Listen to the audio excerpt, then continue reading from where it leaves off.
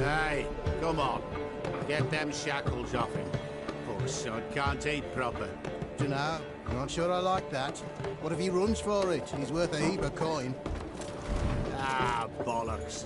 Been all in him a week, hasn't tried a thing. Why he up and bolt now? Matter of fact, got to thinking.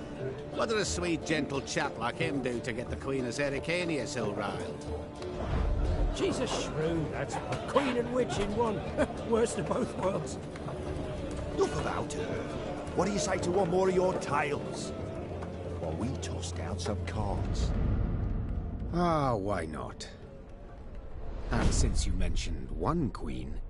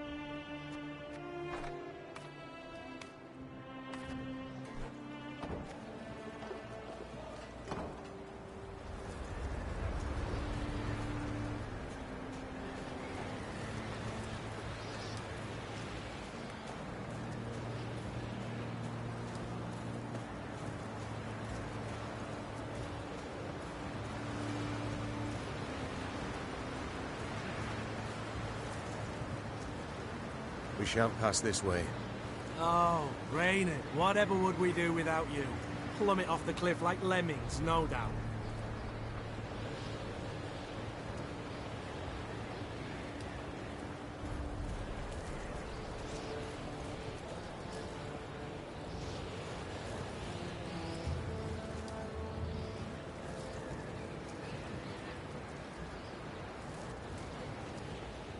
Meve squinted and gazed off into the distance.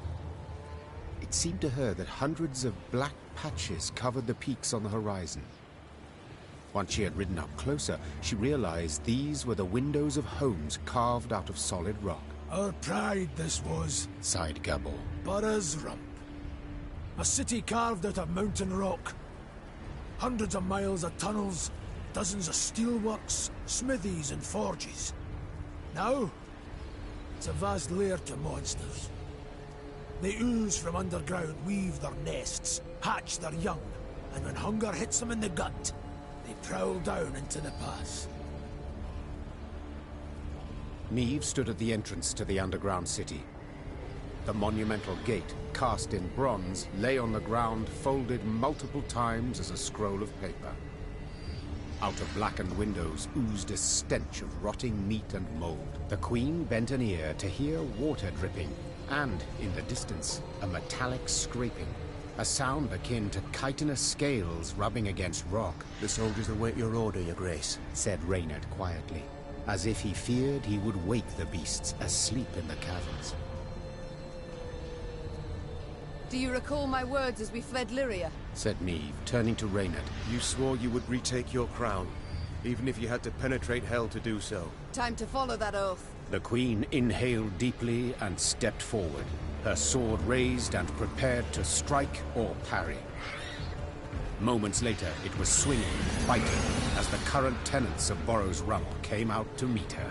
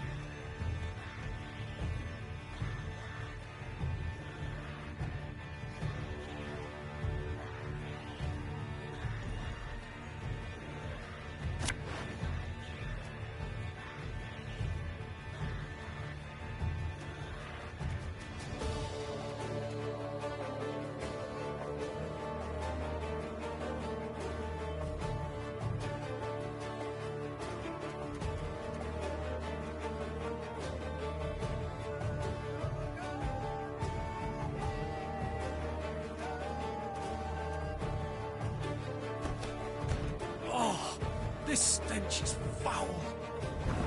I'd like to make it known that us gnomes don't run so fast. You know, in case you were planning to skip out on the quick.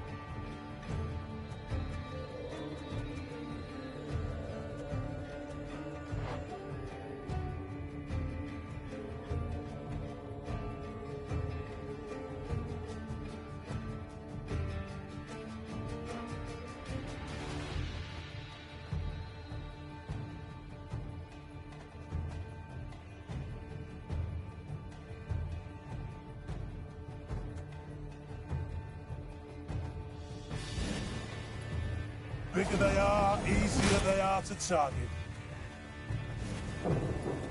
This eyes with reaping black-clad heads.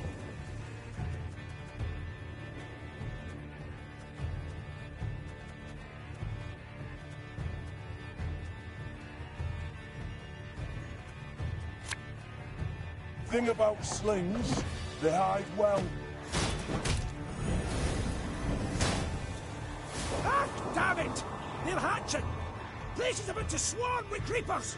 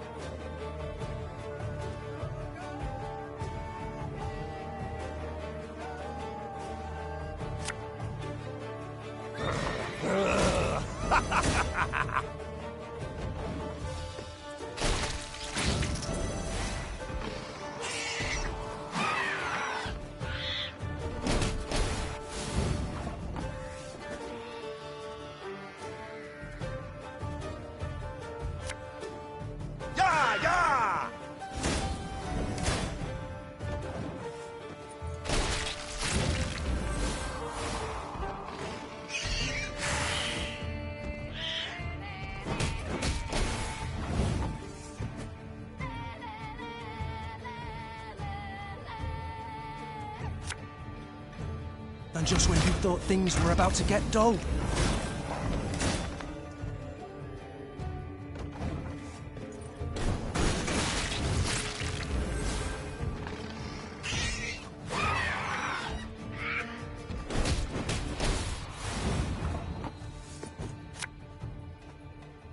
We'll cut Catch 'em all!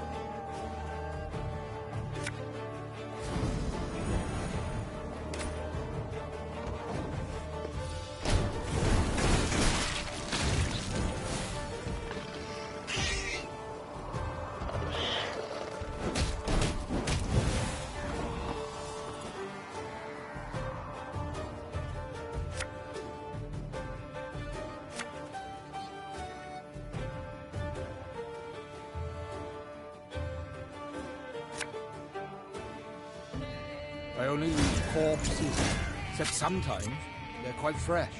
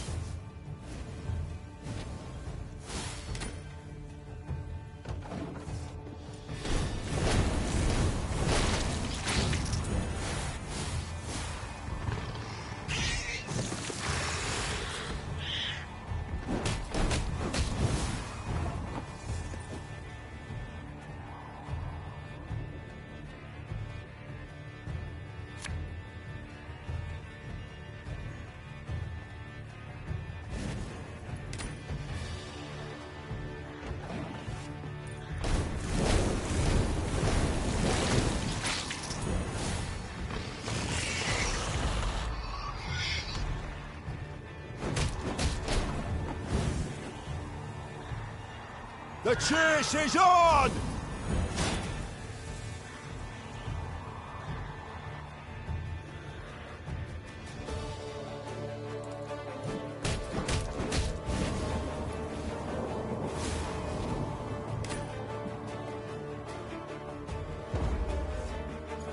This way! Follow me!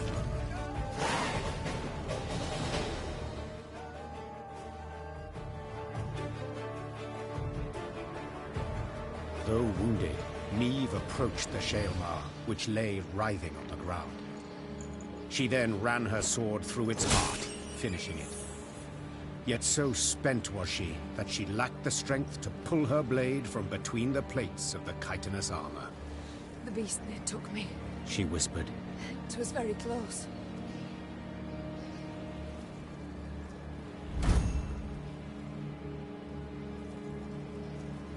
The Lyrians reached a vast hall that had once served the clans as their meeting room. The stone benches were covered in sticky slime and insectoid eggs, while bats of varying size hung from the crystal chandeliers. Gascon rummaged through old, weathered bones, surely hoping to find something of value. Gabor, in turn, was at a shut and locked door, grappling with it as if it were a deadly beast. The door finally gave way with a sigh, and the dwarf raised his arms in a triumphant gesture. It's a storeroom. Should hold miner's tools aplenty, he said, enthused. Some barrels of alchemical brews in here, too. Lucky there's no sign of moisture. You haven't soaked through. Alls we've got to do is roll them out into the corridor and set a bit of fire to them. And whoomph! We'll have sealed the beasts off from the pass once and for all. Meve treated the dwarves' instructions as hallowed. Soon after, the mountains trembled from a powerful explosion. Rubble came down and blocked the tunnels. They say the plumes of smoke escaping the window openings in the rock could be seen as far as Aldersburg.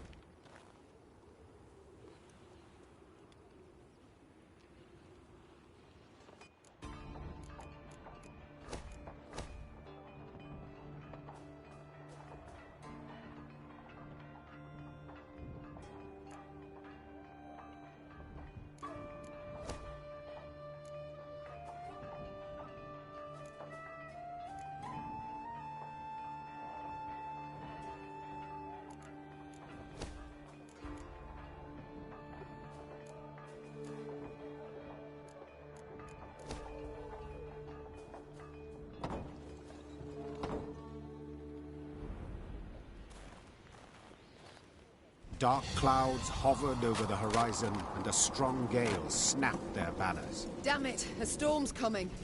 Gabor! Take us to the nearest settlement. We must seek shelter. Soon, the Lyrians arrived in Stuhlkamp. The town square proved full of folk. Several dozen dwarves, laden with large sacks and satchels, stood about in smaller groups. When a thick snow began to fall, the dwarves cheered. Tears streamed down the cheeks of several, but Meve could not tell if they issued from some fortuitous occurrence, or if the strong wind had wrung moisture from their eyes. What is it we witness? Why do they rejoice at a snowstorm? Asked Meve, pulling her hood over her head. Well, the Blizzard's good cause to postpone their expedition by another day. Gabor responded. See, they've been conscripted by drawn lots to be settlers. Found homes in a village in Blackbrook Vale. 7 expeditions have gone that way already, and none survived longer than a year. Valley's cursed. No two ways about it. Intrigued, Meve proceeded to speak with the settlers' leader. He confirmed Gabor's claim. He had buried many a previous colonist. All had been abnormally thin, pale, prematurely greyed, as if some wraith had drawn the lifeblood out of them. Once the dwarf had finished his tale, he gripped the Queen's hand firmly, and promising a generous reward, begged that she and her Lyrians accompany the expedition to Blackbrook Valley. Tain't far. Mere few leagues north along the main road. We'll make the march much easier to ken with the whole army, in case of any danger. I know not how useful our swords can be against curses and spectres, said Meve. But leave you bereft and in need I will not. We shall march with you into Blackbrook Vale and see to it that you are safely arrived. Then we will march on. The dwarf sped off to announce the good tidings to his settler brethren. By the time the blizzard had abated, they were ready to march.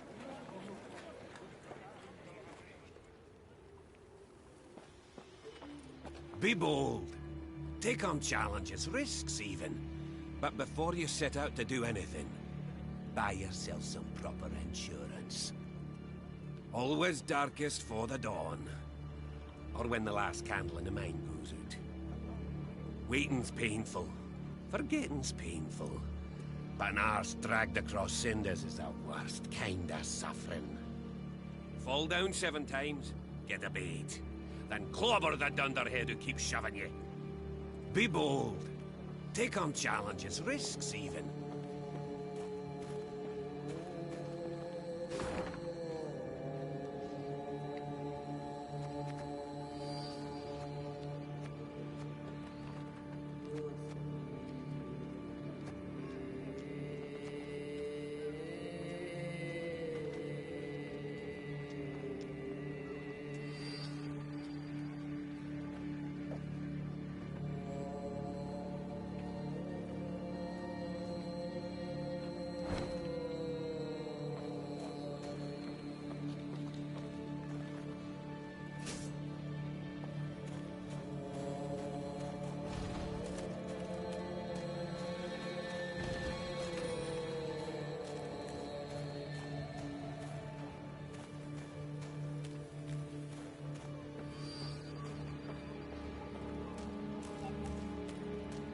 Stay clear of Borrow's Rump.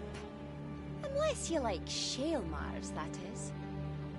The Elder gets a wee stranger every year. Scary to think where he'd be 100 from now. I'd cut my beard, but I haven't yet received written permission. Stay clear of Borrow's Rump.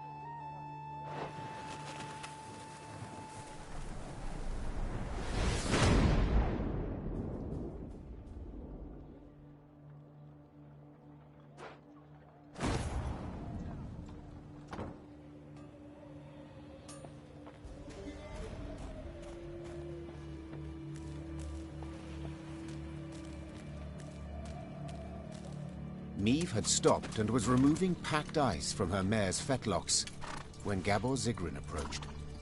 The dwarf squatted at the Queen's side, glanced about quickly, then started speaking in a barely audible whisper. Your Majesty, I overheard some folk talking in the smithy. Birdies claim there's treasure, true riches, in the hills near Blackbrook Vale, south of here. Stowed away there.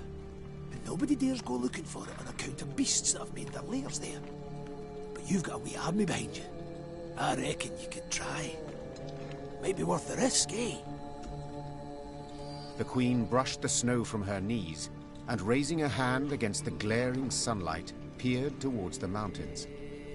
Though tempted, she had doubts. To start, the rocky scree at their feet warned clearly of avalanches. I shall think on it, she answered, before vaulting into her saddle.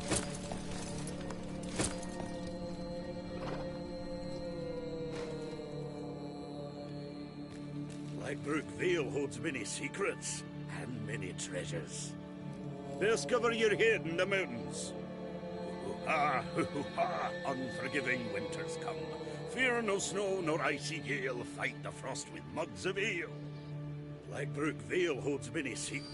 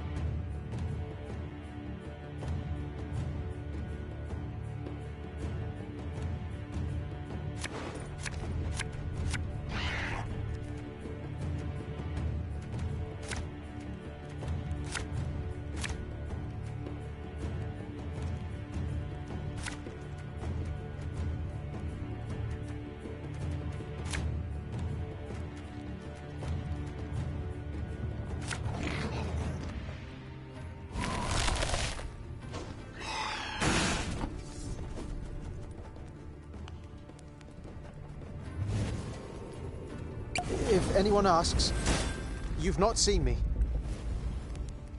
I'll fight to my last breath.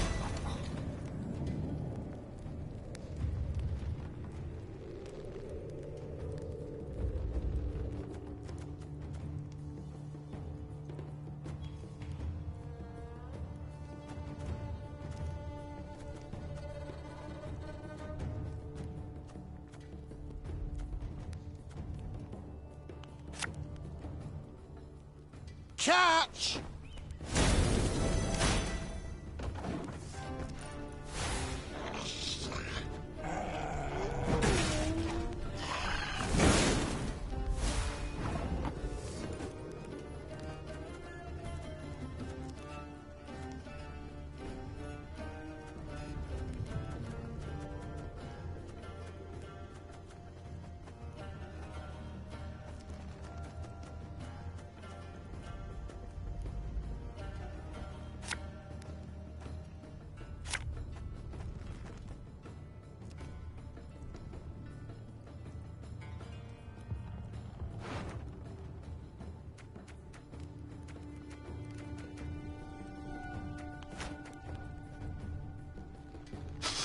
I smell a leak.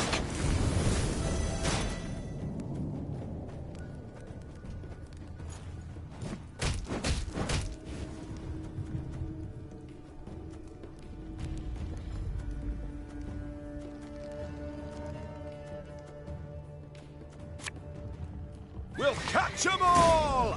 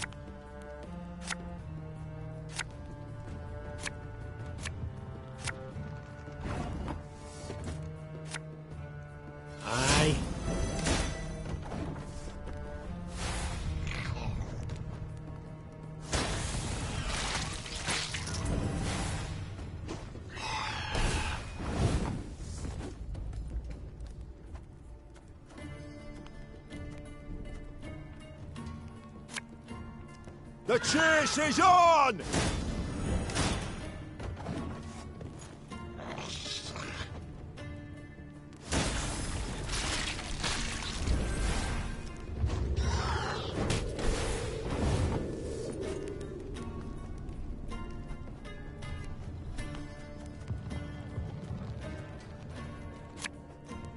Thing about slings, they hide well.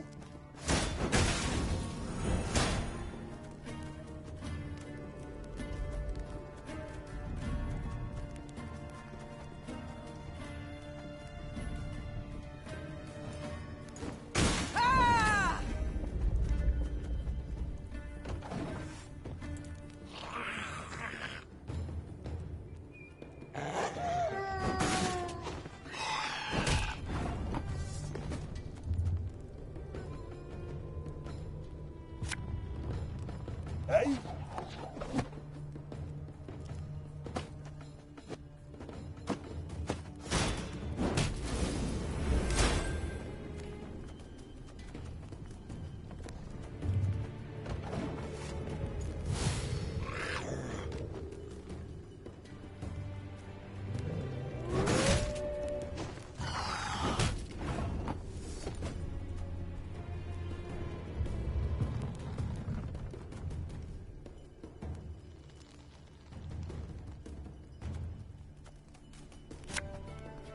Ever have a storm knock out one of your teeth?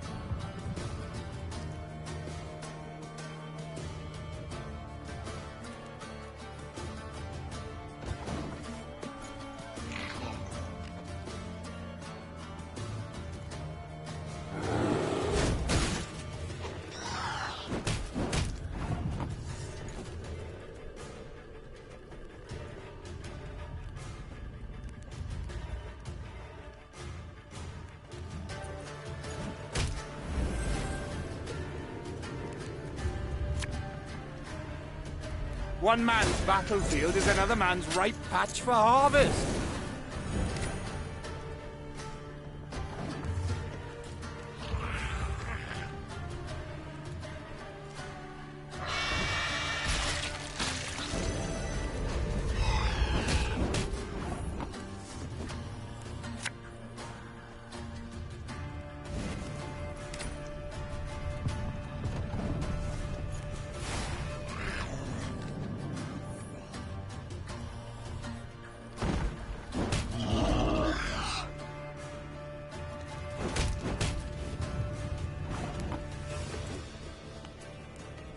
I've hit the white of an eye from half a league away.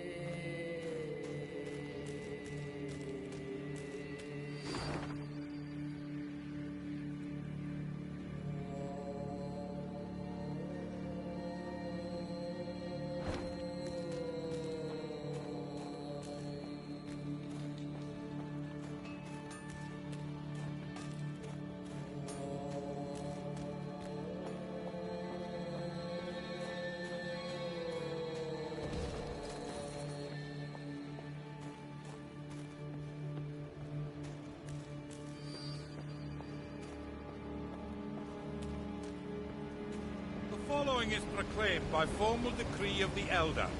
From here on in, you're on your own, wench. In Blackbrook Vale, you're advised to never stop or stray from the road. Follow the Four Dwarves Codex. It'll save your life. The following is proclaimed.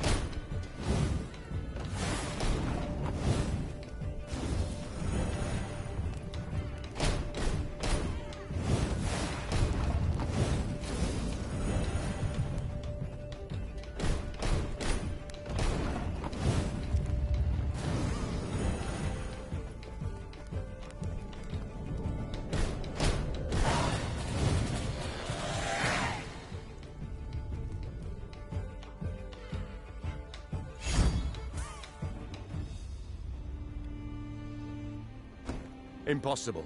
I can't believe it. Gascon, he drank a dwarf under the table. I've said it before, I think, dear Reynard. You simply underestimate him.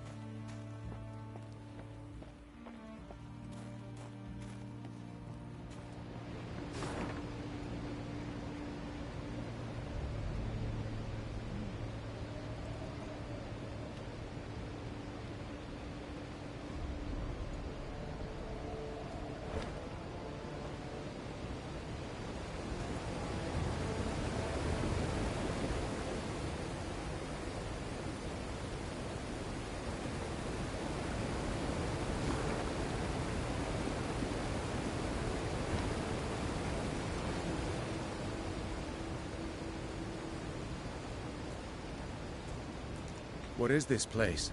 Blackbrook Vale. Quite lovely. Aye, and damned dangerous. Keep your arms at the ready.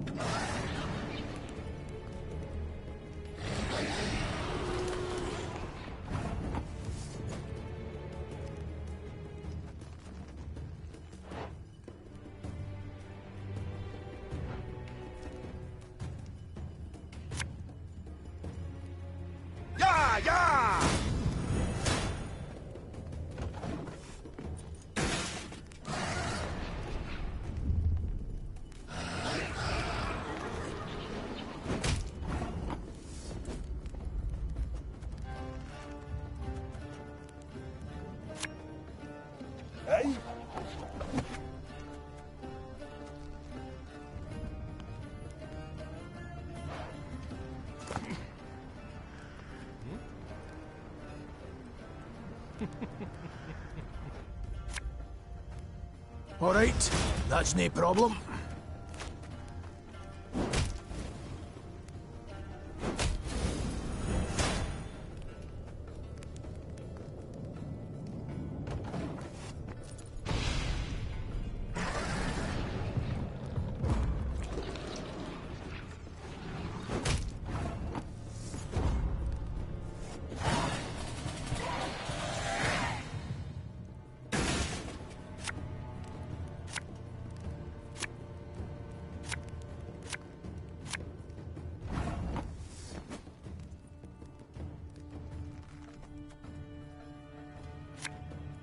This harvest will be reaping black-clad heads.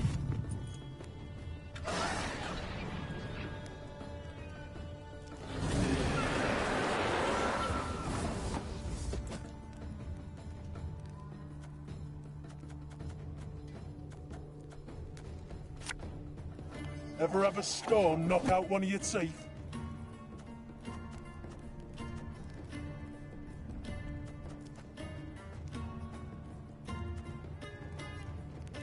I've hit the white of an eye from half a league away.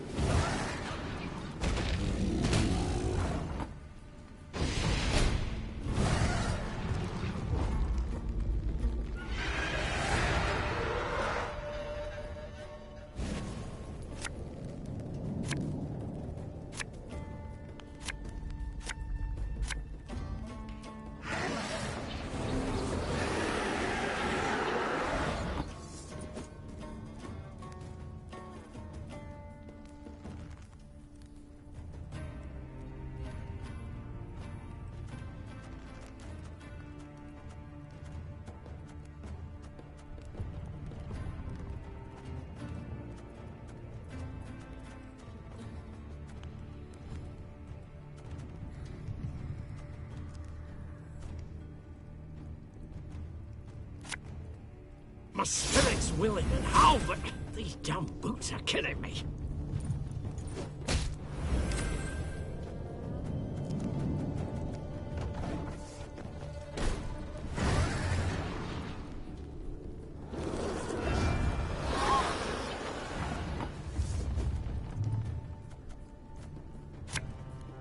Bigger they are, easier they are to target.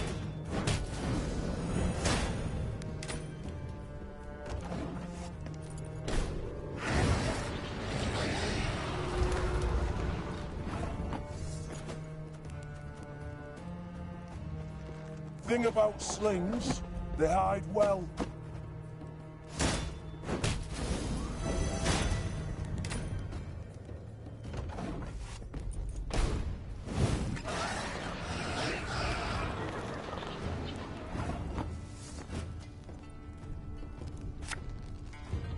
Hey?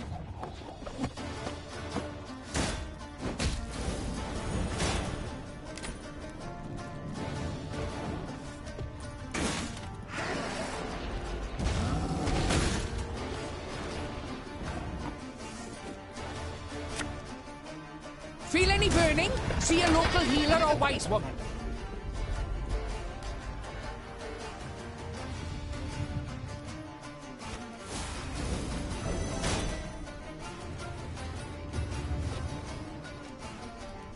There's a time to reap, a time to sow.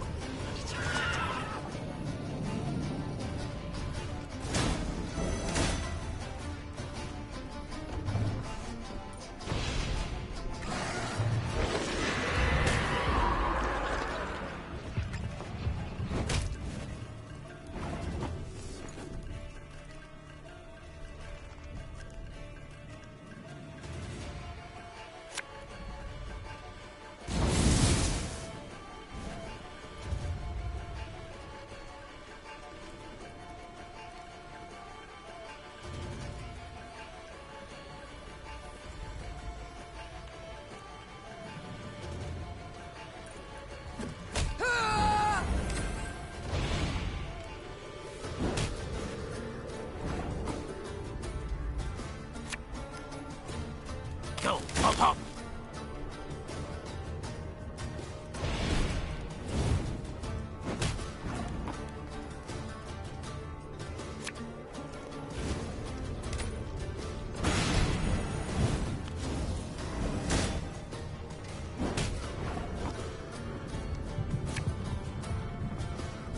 Use this. Not sure if it works just yet, but...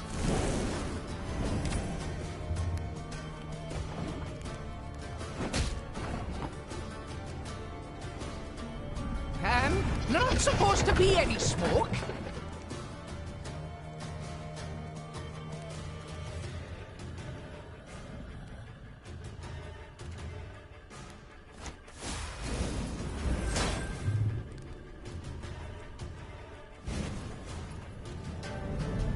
If the ring won't come off, just take the whole finger.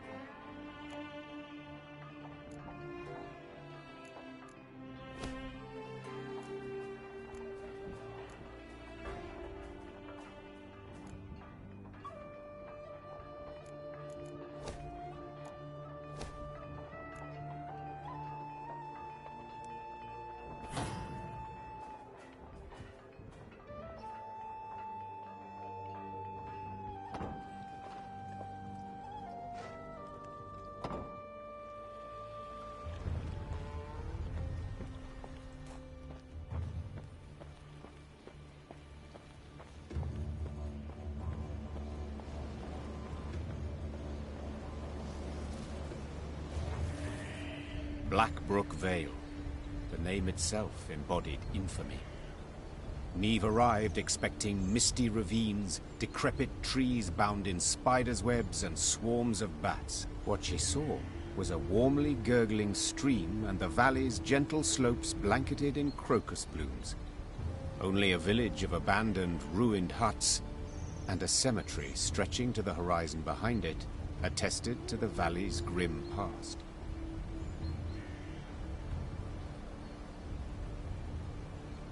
The village seems shrouded in a guise. Be not deceived, said the Queen. Reynard! Some men to search the environs for any sign of life. The blood-curdling roar that came from the ruins a moment later proved the Queen's caution warranted beyond any doubt.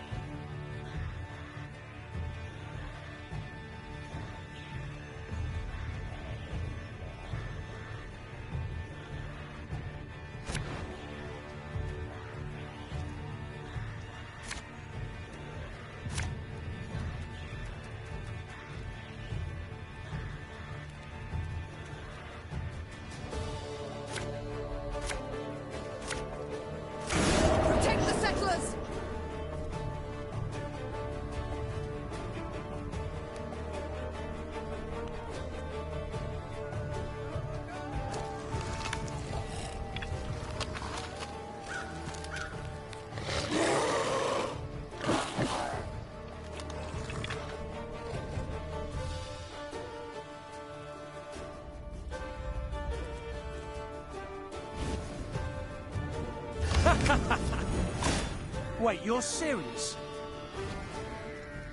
Greetings. What is it?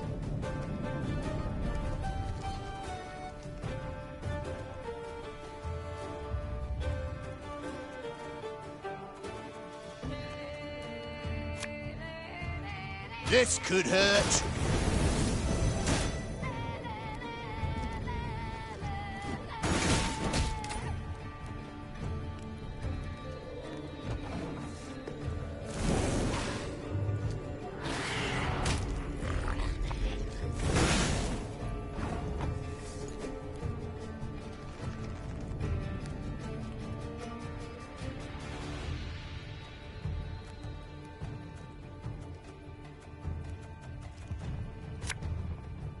Hey?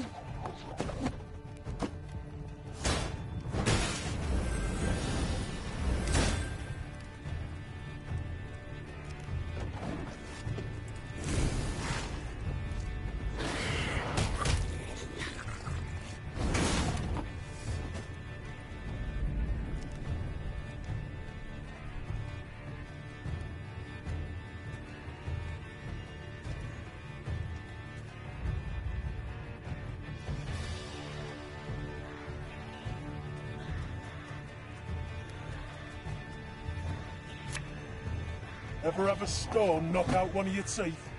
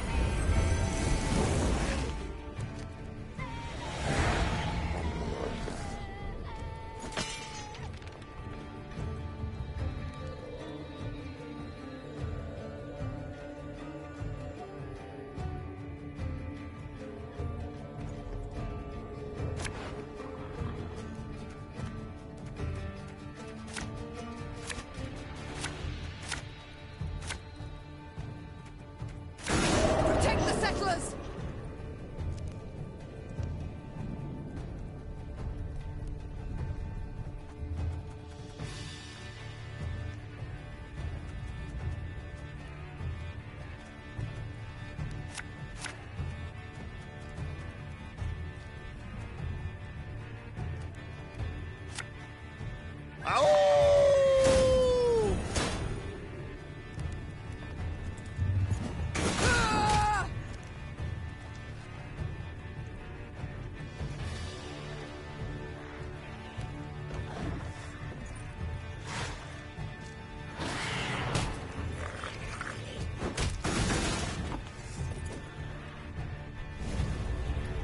Go, hop, hop.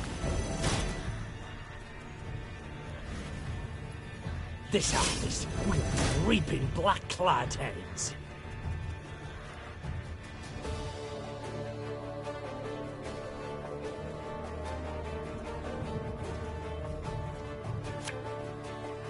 As ordered.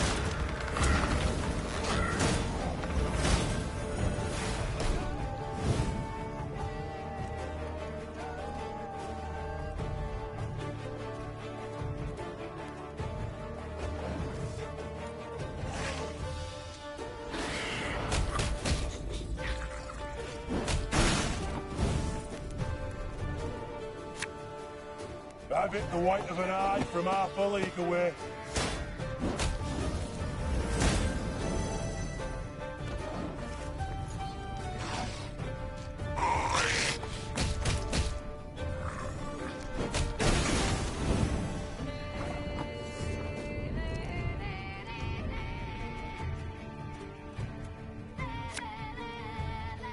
bigger they are, easier they are to target.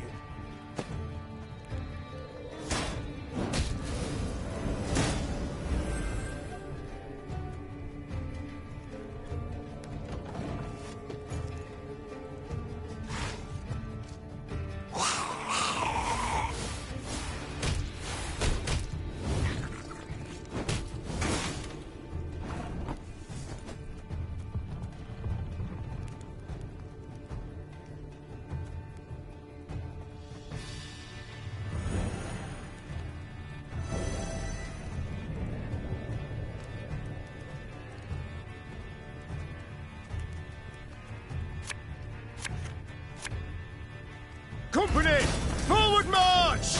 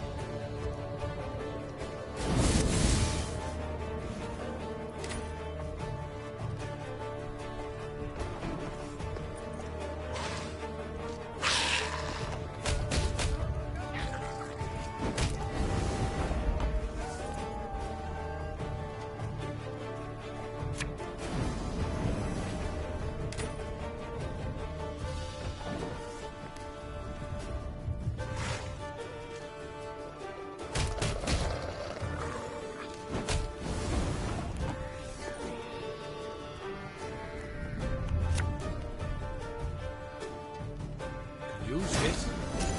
Not sure for what you said.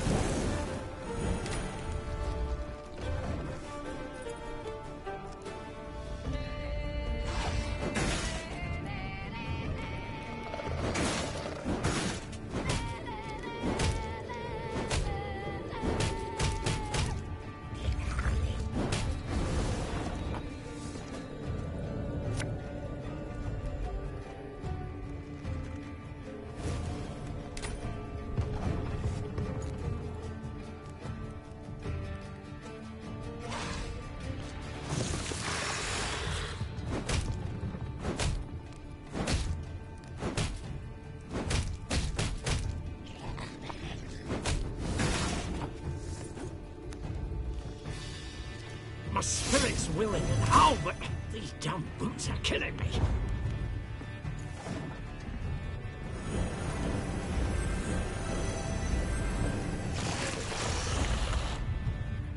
Likely the last, that one. Should be safe now.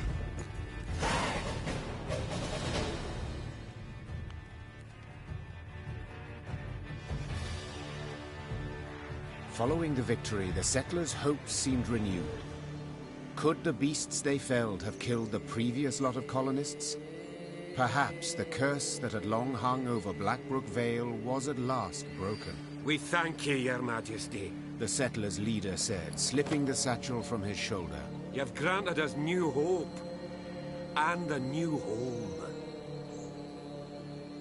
The dwarves had rolled up their sleeves, were prepared to go at the huts to repair them, when one of their number cried out. Hold! There's something here. Something reeky. A voice most familiar, thought Neve. Yes, for it belonged to Barnabas, the rescued inventor. The gnome had elbowed his way to the fore, stood on his toes, extended his nose, and inhaled through it like a pointing hound seeking out wildlife. Ignoring all queries, Barnabas had then sat down on the brook bank, filled a glass flask with water, and was now holding it up against the sunlight, dipping into it the tip of his tongue and some strange scraps of paper extracted from the depths of the pockets of his patched coat. Finally, Barnabas stood, brushed his backside clean, and announced his findings. Well, we know with some certainty the reason for the settlers' demise. 'Twere not beasts, no. They prowled in later, drawn by fresh graves. 'Twas the water. Oh, roll your eyes and whirl your fingers all you want, and then peer at the brook. Nary a fish. All poisoned by subterranean fumes. The dwarves hemmed, hawed, and grumbled, and were a heartbeat from abandoning the Vale for good. Then Barnabas reached into his satchel and extracted a device of his own making he termed an aqua purificator. That is to say, a water cleaner, as odd as it may seem. You need but siphon water through this straw. Then drink up, worry-free. Thus Meve rode out of Blackbrook Vale, deep satisfaction in her heart. The dwarves extolled her for being bold, shrewd, and wise, while Gabor ensured this praise would likewise reach the meaty ears of Elder Hoog. We're the dwarves of Mount Carbon, hoo-hoo-ha, hoo-hoo-ha. 2 hammers is our sign, is our sign.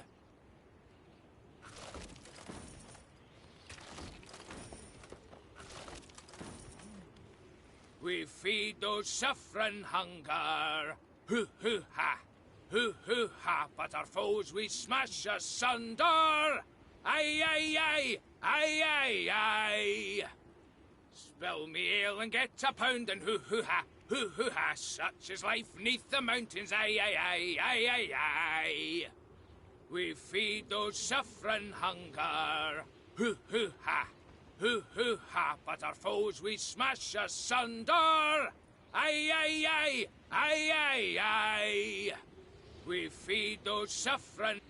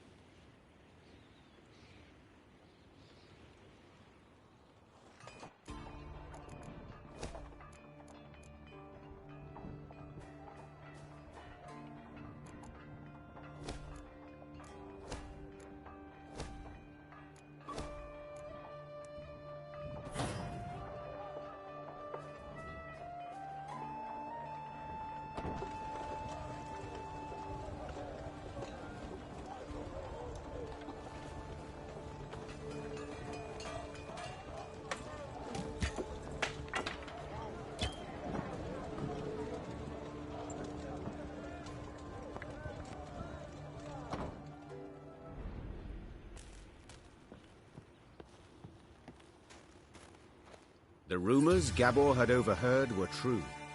Scouts returned with news of a cavern at whose mouth lay rotted logs, an indication that something of great weight may have been rolled inside. Chests full of gold, for instance. Then again, paw tracks clearly showed some beasts had made the cave their home. Right. Decision time. Enter or scramble back down, said Gascon, rubbing his hands together for warmth. Please hurry. This frost is downright biting.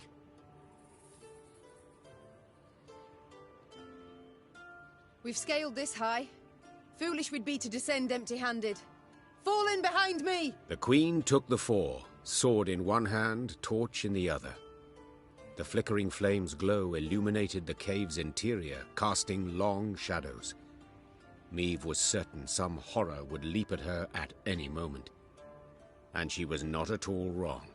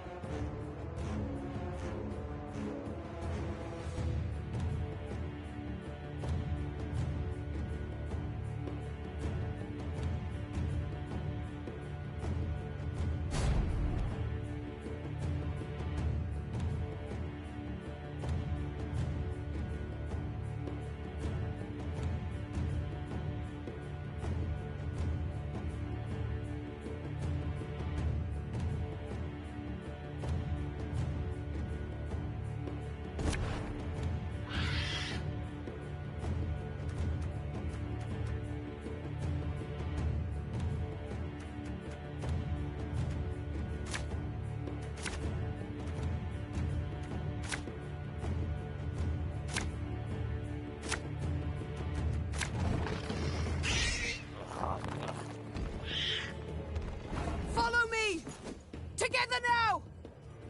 Anyone here struggle with strong reservations when entering monster-infested pits? Asking for a friend.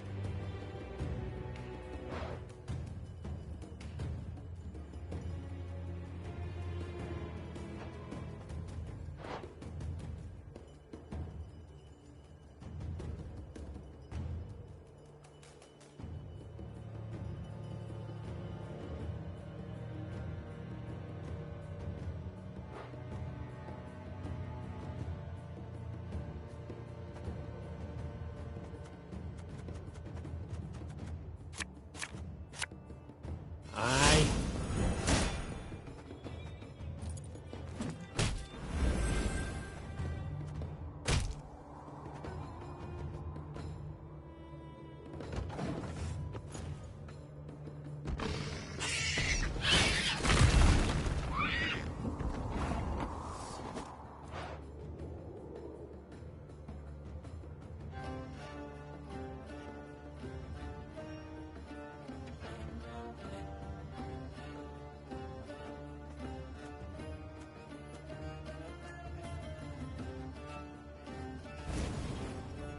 You must sweat like a swine in that jacket.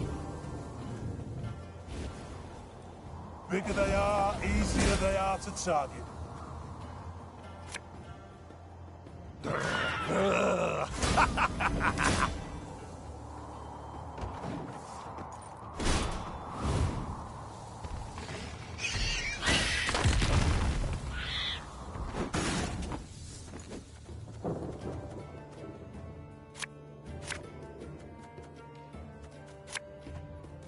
Thing about slings, they hide well.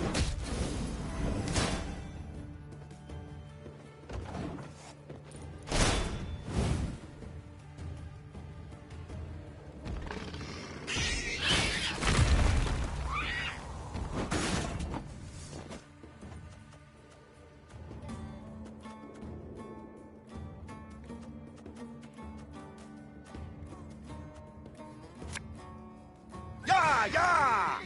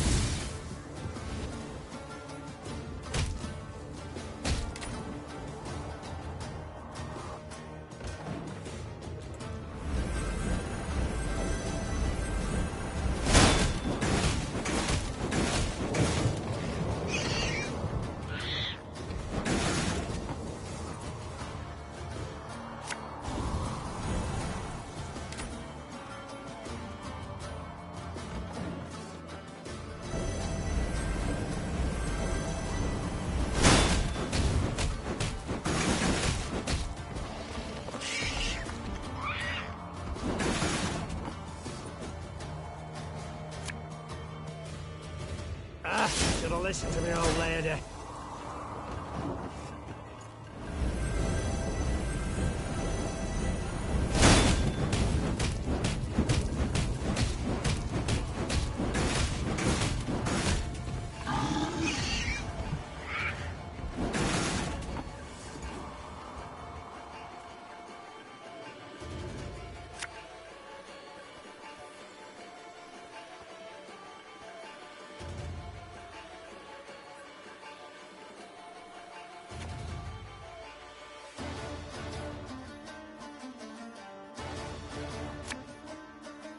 I only use corpses, except sometimes they're quite fresh.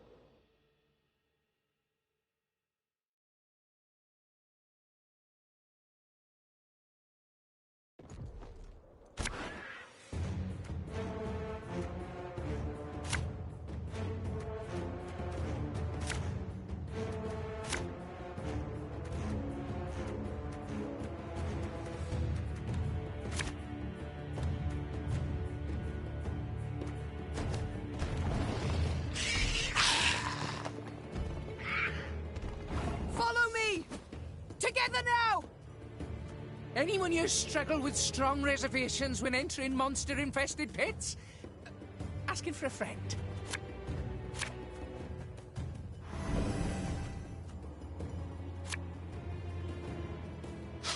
I smell a leak.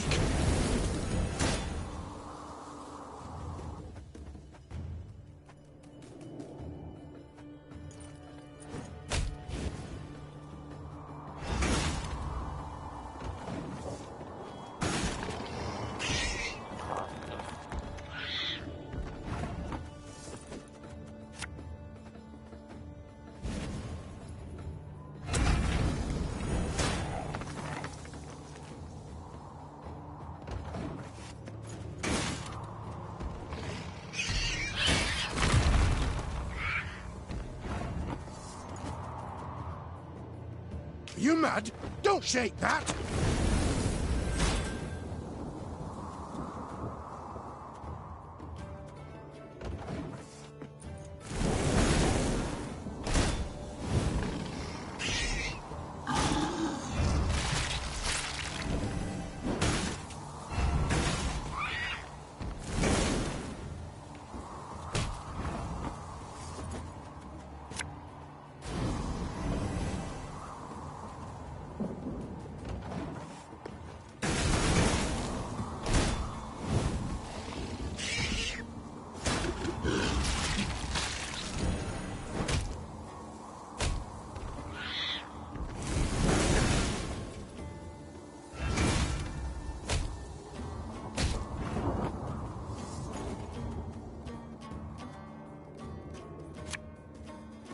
My spirit's willing and how, but these damn boots are killing me.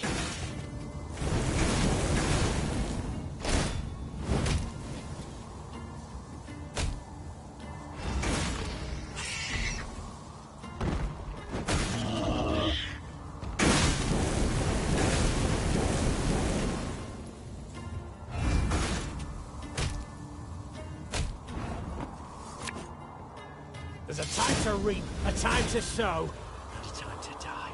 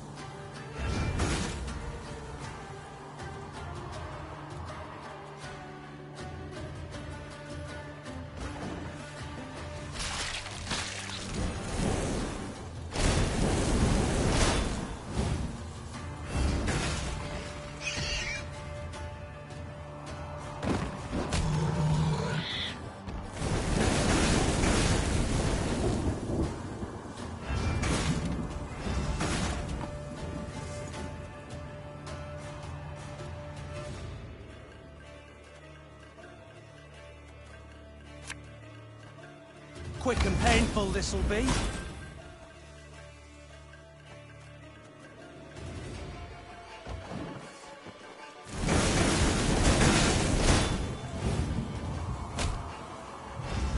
Treasure trove ought to be close now. Come on.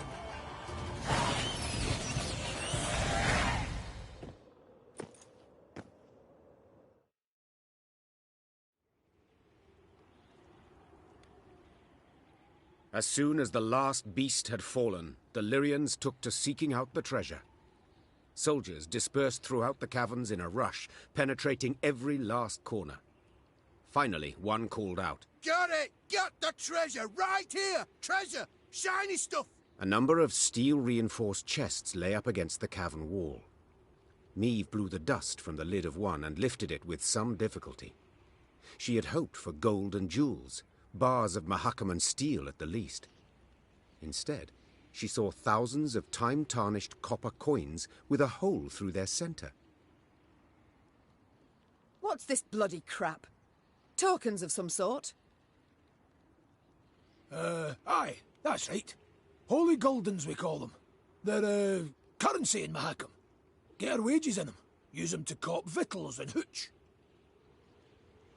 What of arms, armor, tools? Nah. Oh, that's given to us. Clan provides it. Is that what you need? Weapons? Oh, feel the Egypt now. Brought you here for no reason. Yet these tokens, they can be exchanged for other coin, can they not? Temerian orans or Novigrad crowns? Aye. Doable in theory, but not at all clever. Rates are crap. See, the elders keep 'em low to make life difficult for dwarven folk. Discourage 'em from leaving Mahakam.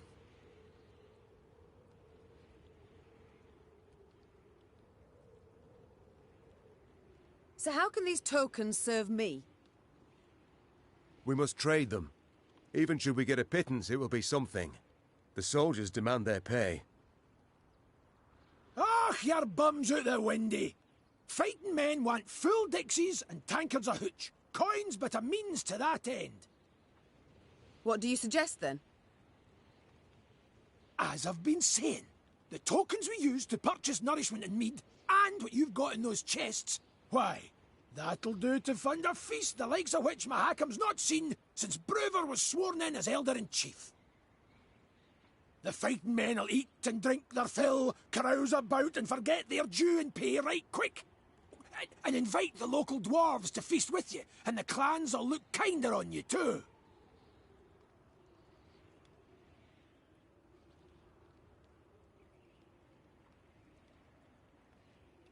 Caution be damned. Your Grace, I feel obliged to remind you we are at war with Nilfgaard, and every copper... Should go to building our army, I know. But we live but once, Reynard. Sir Gabor, take the tokens, and arrange me a feast so grand that Ebdahi himself shall hear us revel. As Meve's force could not possibly fit in a tavern, the feast was laid out in a storehouse. Crates arranged in rows served as tables and benches, while the windows were festooned with lion's foot and pasqueflower. Great barrels of mead, cognac, and vodka were rolled in, and when the soldiers saw this, they broke out in cheers and laughter that lasted till dawn. Pour us another round, you lovable Lyrian bastards! For he's a jolly good a jolly good dwarf.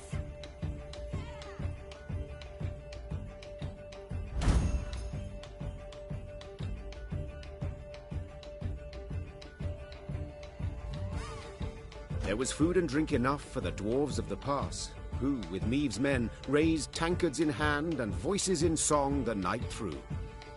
To see them sharing tales and playing cards, one would not believe that anywhere down the mountains, through woods and across plains, humans and dwarves might, for the softest slight, leap at each other, murder in their eyes.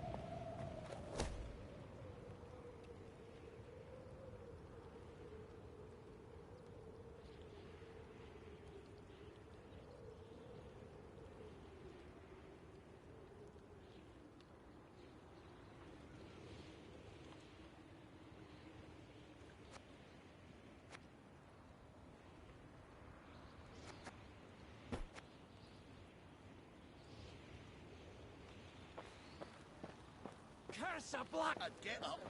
I would, Your Majesty, but my arse is frozen to the ground. We would take root neath Mount Carbon, where it's warmer, but allotments for the Vale. We would take root neath Mount Four Dwarfs Codex states it clear. If you're in a mine and something knocks, you'd do best not to knock back. Ever. Four Dwarfs Codex states it. Riding past a mine, Meave noticed a group of miners gathered around the entrance to a shaft. Frost had settled on their moustaches and beards, suggesting they had been there for some time. The Queen summoned Gabor and asked him to determine the reason for this sit-in. He returned after a few minutes and announced the most curious thing. They're waiting for the knocking to stop. Meave's frown prompted Gabor to explain in greater detail. According to our laws, dwarves can't go into a mine if there's knocking coming from inside. We're obliged to wait for the ruckus to quieten down. Ah, yes. Our own miners share this superstition. Reynard interjected. They say the knocking is that of a treasurer gnome, a kind of mine ghost. With all due respect, your miners are dimwits, Gabor said, patting Reynard on the shoulder. Knocking means an imminent and abrupt discharge of the potential pliable energy of rock formations. In other words, you can, a rock burst. Except usually it's all done in a day or two, whereas these lads have been waiting going on 2 weeks. Foreman's grown impatient. He'd like to send someone down the shaft, have him see what's at issue, but, well, the code forbids us from doing anything of the sort.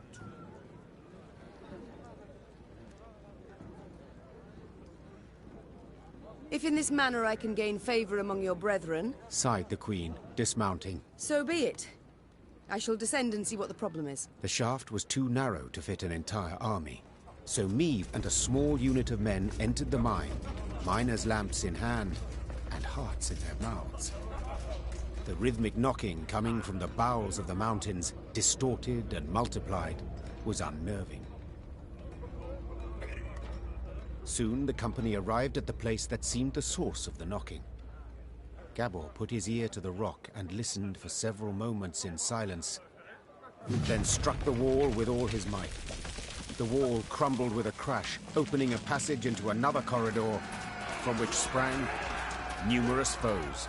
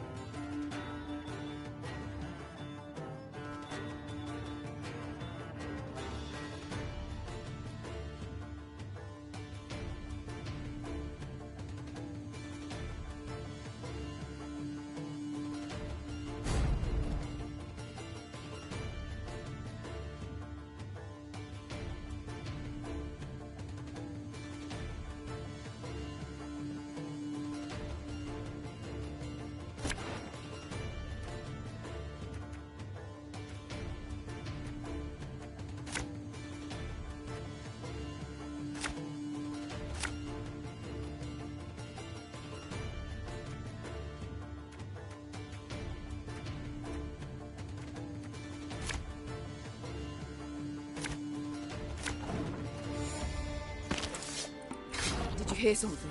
What was that? My gnome senses are telling me. Those definitely aren't ghosts.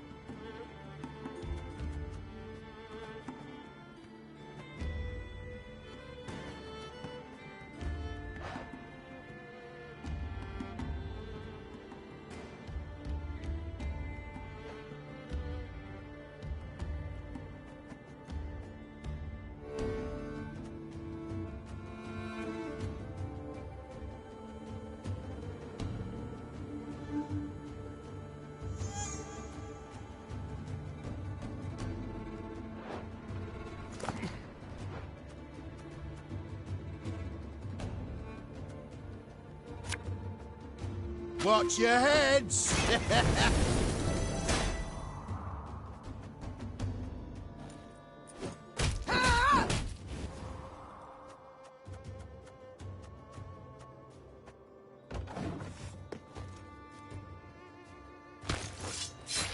Who goes there? Drop your weapons! Nay, you drop yours!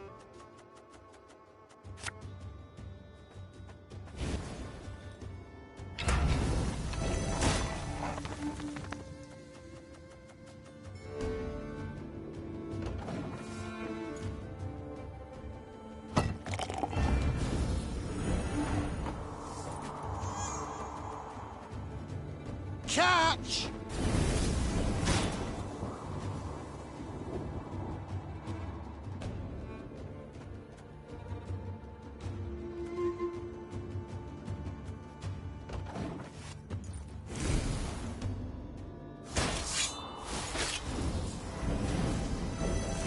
Who just grabbed me? Oh, apologies, Maeve. I thought you were Reynard.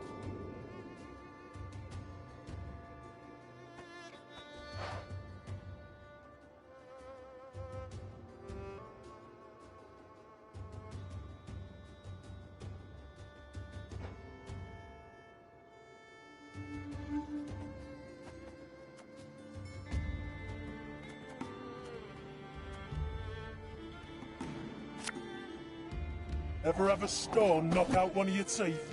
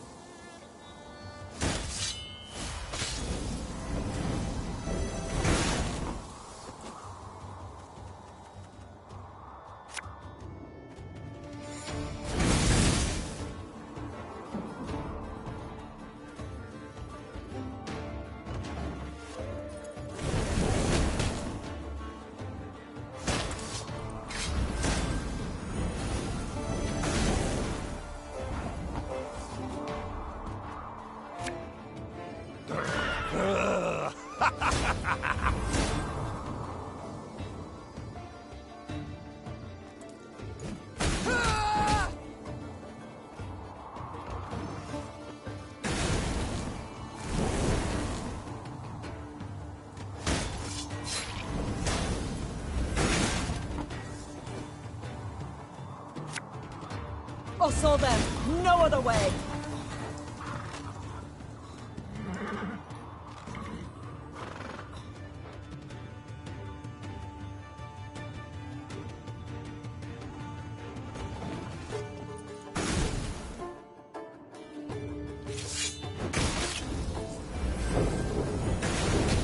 Reynard! Are we winning? I can't see a bloody thing!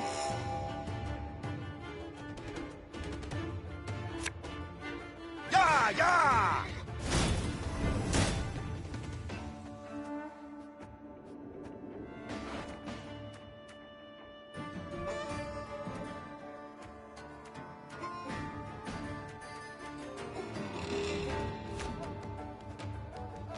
We'll catch 'em all!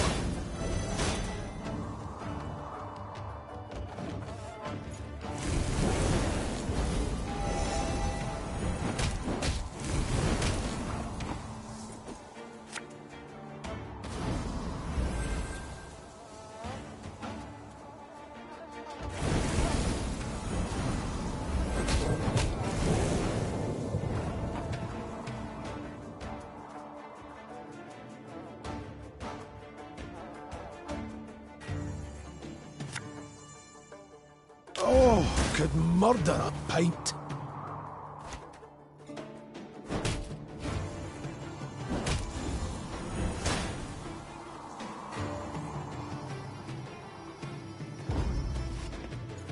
Stop! Stop! We surrender!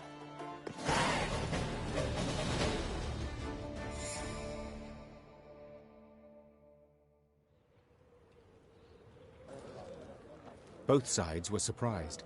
Both fought in the weak light of torches, nearly down on hands and knees.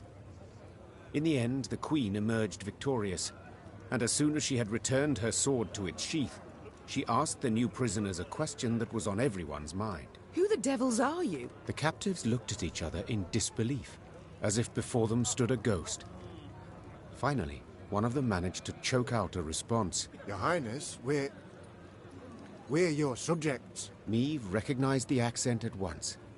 The men came from Rivia. But what were they doing so far from home? According to the prisoner's account, after the Nilfgaardians' invasion of their kingdom, terrible poverty gripped the land. Seeking bread, some desperate inhabitants had gone to the mountains of Mahakam, engaging in wildcat mining in search of precious ores. Without asking the dwarves what they thought of this. You know yourself, my queen, explained one captured Riv. They guard their treasure real jealous-like, don't care a whit about the suffering of others. They see us starving down in valley and don't lift a stubby finger. Sadly, the Rivians had dug close to existing corridors. When Gabor destroyed the wall that stood between them and the dwarves, they were convinced they were being attacked by monsters, so they raised arms in self-defense. Maeve, 'tis a tough nut to ken, said Gabor. But let's nae kid ourselves. These men are thieves, and we must hand them over to the Mahakaman Guard. So they may do what? Sentence them to hard labor, or hang them at once? Said Reynard, his usual calm shaken and his voice raised. These are your subjects, Queen. They coveted their neighbors' goods, true, but only because they had nought themselves.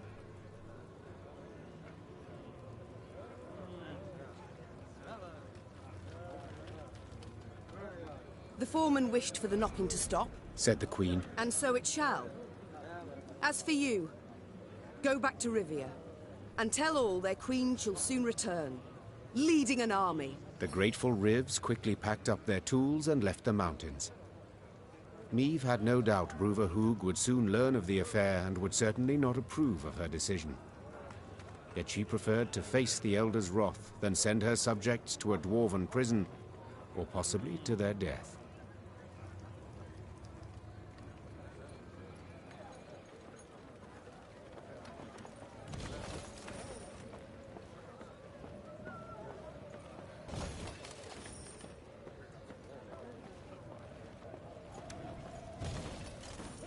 Well, boys, a wee swig and we get back to work. Well, boys, a wee swig.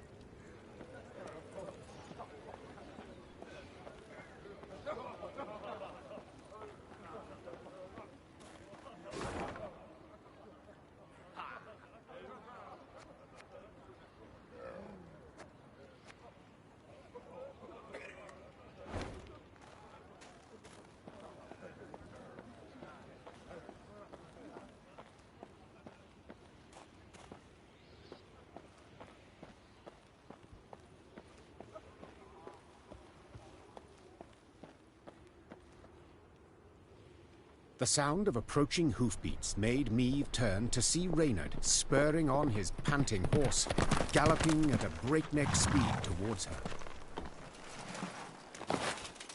Ill tidings I bring, your grace. Clearly. Glad tidings never arrive with such urgency. Our scouts captured a Nilfgaardian messenger. He was traveling in disguise, and by night. When he realized his capture was imminent, he strove to destroy the letters he carried. We were able to salvage some, in parts. Anything of interest? Yes, there is, I fear. Your Majesty, you must listen. Consider your offer accepted.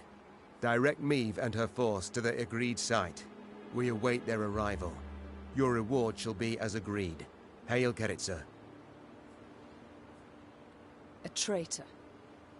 We might have expected as much. Nilfgaard has shown amply that it abides only by the rules it sets. Since they have not proved able to defeat me in the field, in open battle, they seek other means. I suppose the scroll bears no name. It does not, Your Grace.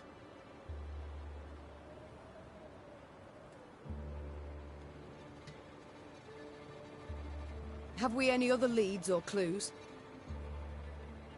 None, I fear, Your Majesty. We must be alert. Keep a keen eye on events as they unfold, and exercise great caution in forging new acquaintances. Very well. Eyes wide open, all senses attuned. Yours in particular, Reynard. Of course, my liege.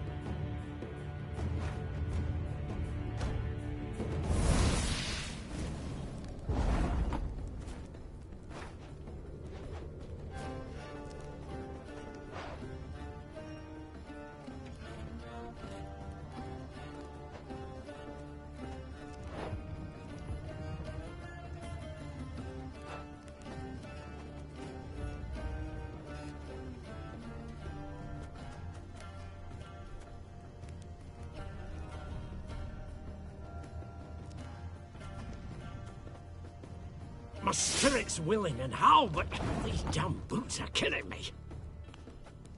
There's a time to reap, a time to sow, and a time to die.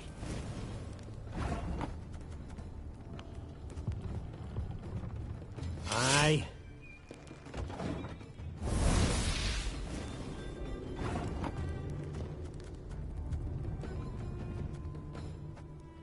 Thing about slings, they hide well.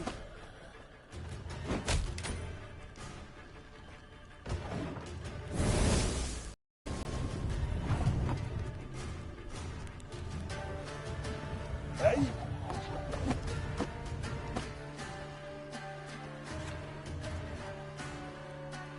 Ever have a storm knock out one of your teeth?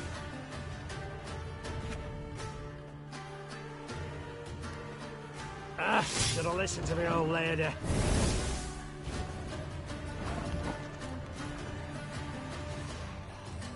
This harvest, we'll be reaping black-clad heads. I've hit the white of an eye from half a league away.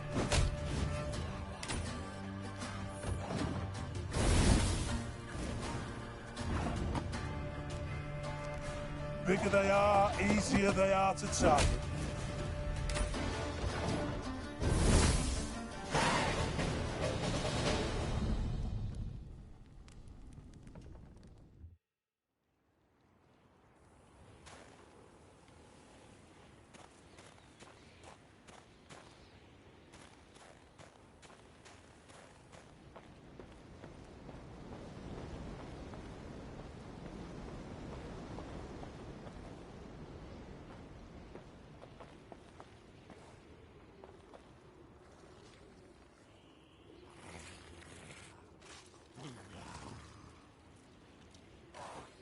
Meave's force neared Davor's abyss.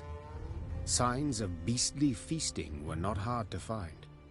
Countless paw and claw tracks were impressed in the blood-stained snow. Among the boulders, bones picked clean were strewn about. Gascon lifted one from the ground. Empty inside, he said. Something sucked out the marrow. Meave's soldiers feigned indifference to the grisly sight.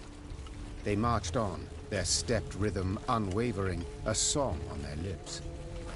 Yet hearing a slight tremolo in their voices, Meave knew they merely sought to drown out their fear. A moment later, a commander's horn sounded, the signal to halt. The Queen galloped to the fore of the column and found herself at the edge of a vast, round hole in the ground. She could not see the bottom. Meave drew her reins tight to prevent her mount from taking even one step forward. What is this? A crater? A desiccated lake?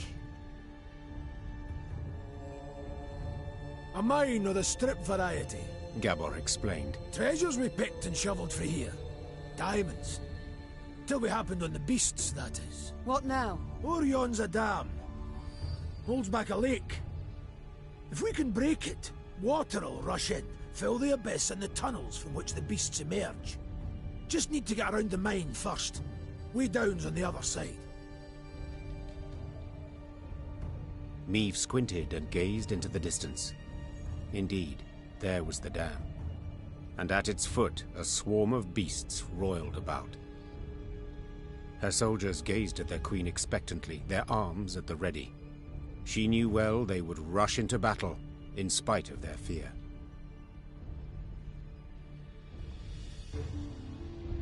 Gabor! Meave cried out over the whirling wind. Have you bards here in Mahakam? Course, your grace! Then we shall give them good reason to compose this day, on the themes of courage, of heroism, of Lyria!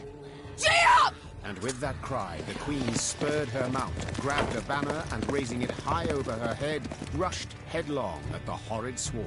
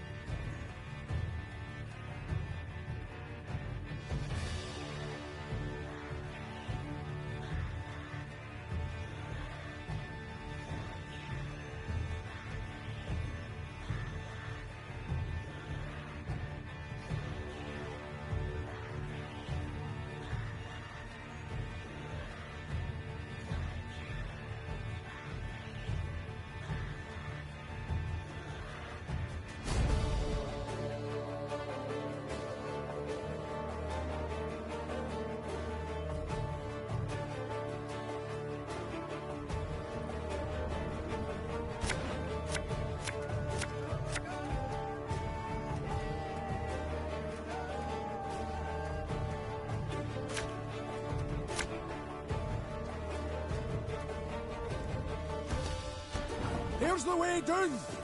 We need to break through and destroy the dam.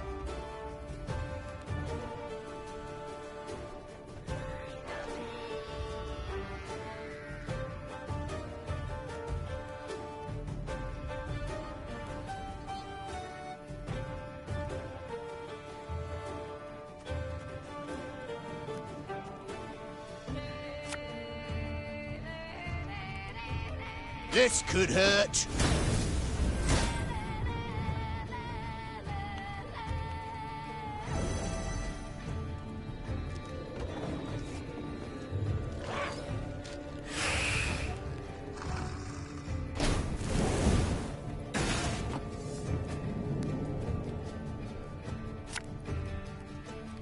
Nothing personal, I assure you.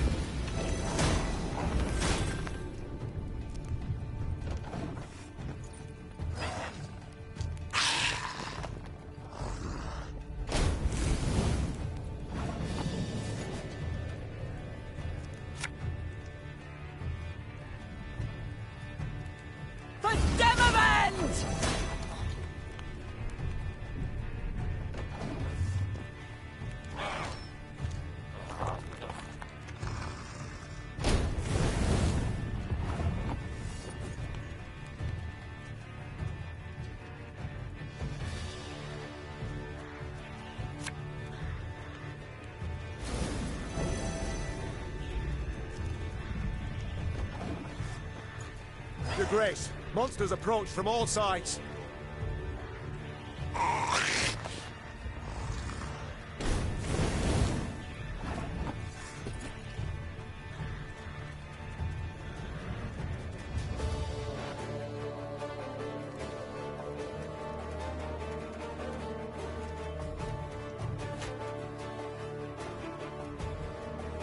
Watch your heads!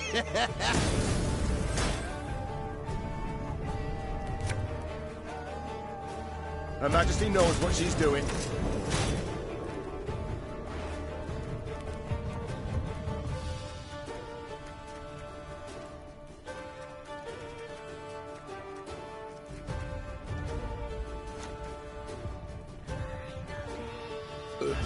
Sorry, turnips back for an encore.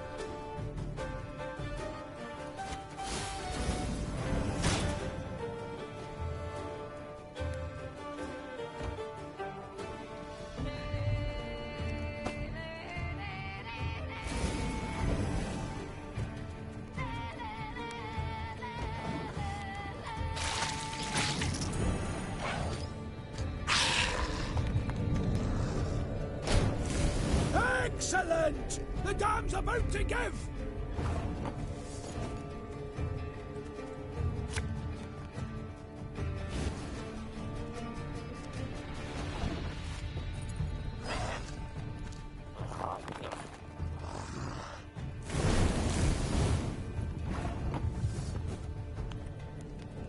I think you'll really like this one.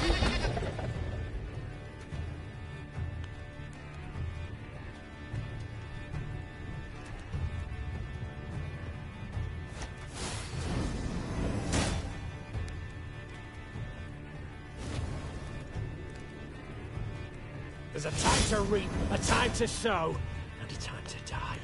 We'll catch 'em all! The chase is on!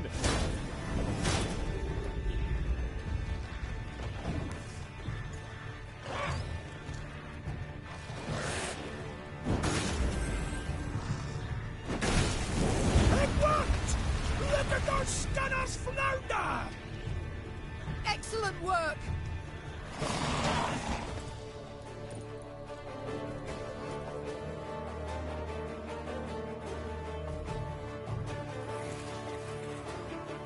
And indeed, bards sang of this battle soon after. For no claws or fangs could break through the wall of shields the Lyrians raised that day. And no scales could protect the beasts from the Lyrians' stinging arrows and blades. Fight! Do not relent! Let us show these beasts! It is they who should fear us! The Queen shouted. In the end, the beasts turned to flee, yet Meave's force cut off any chance of escape.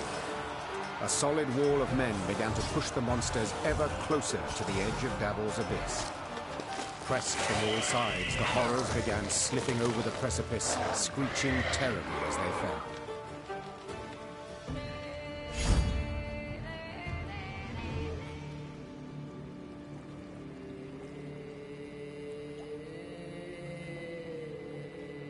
Silence came at last.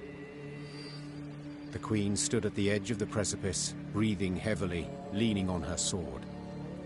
From the depths of the mine came muted growls and groans. Let's flood the damn hole, hissed Gabor, before any other shite crawls out of it.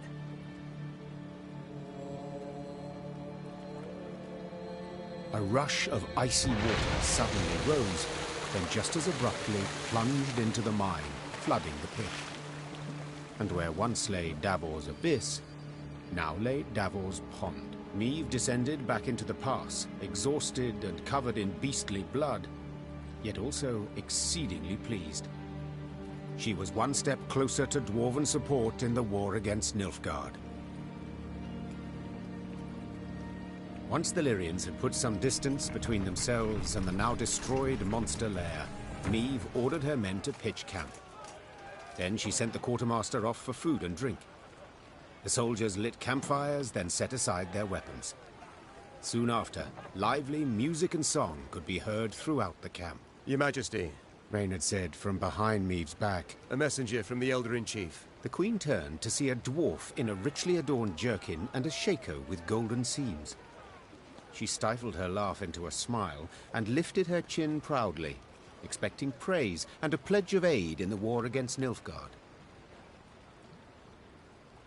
My lady, your daring deeds have come to the Elder's attention, said the dwarf in a measured voice. He's positively irate and demands an explanation. Irate? But why?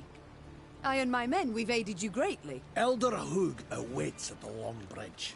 You'd be wise not to keep him there any length of time. And with that, all the Queen's enthusiasm for a celebration was instantly gone. She waited until the fires expired and the songs died down, then gave the order to march.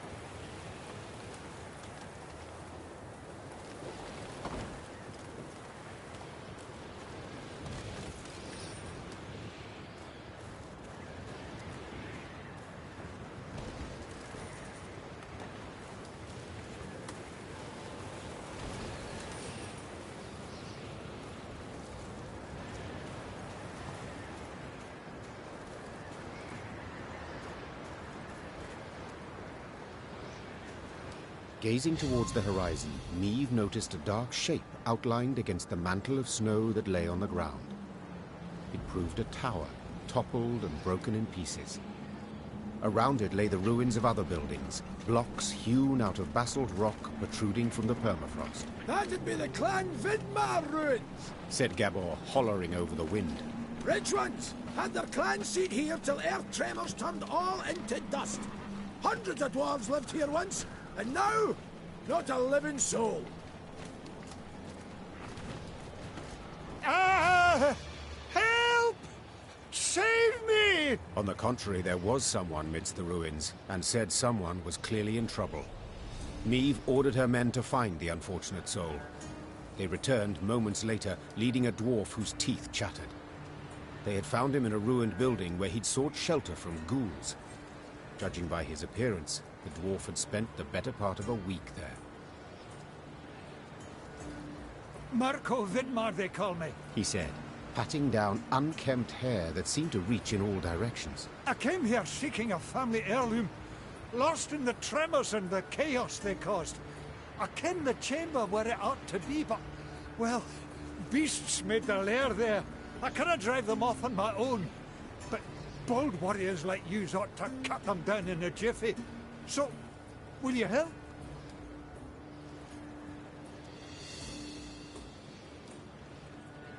I too have lost my home, estate, said the Queen. so I understand well what you feel.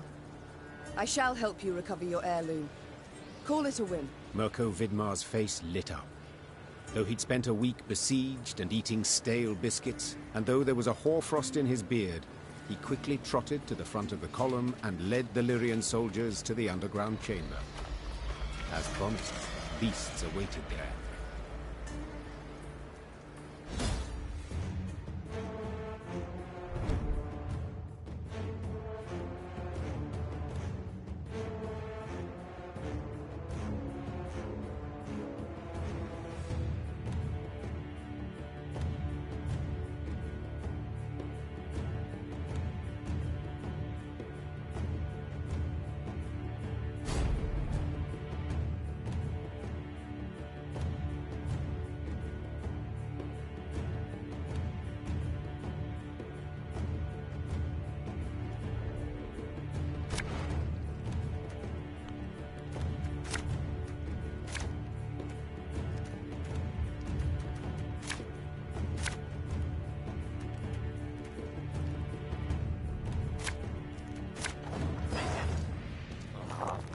The ruins!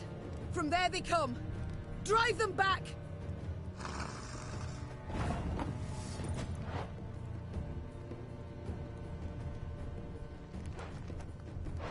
Huh?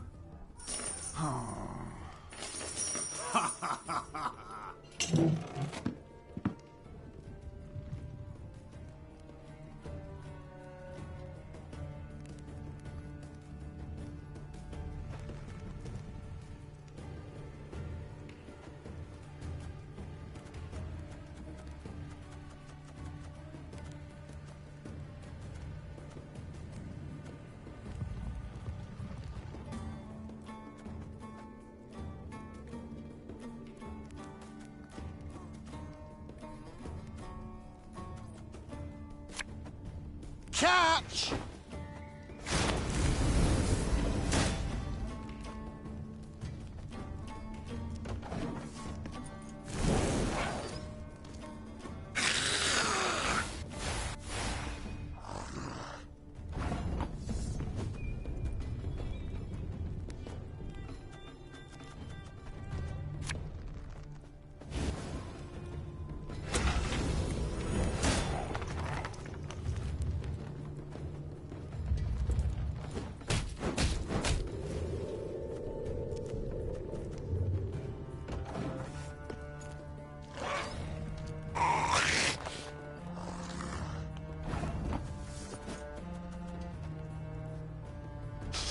I smell a leak.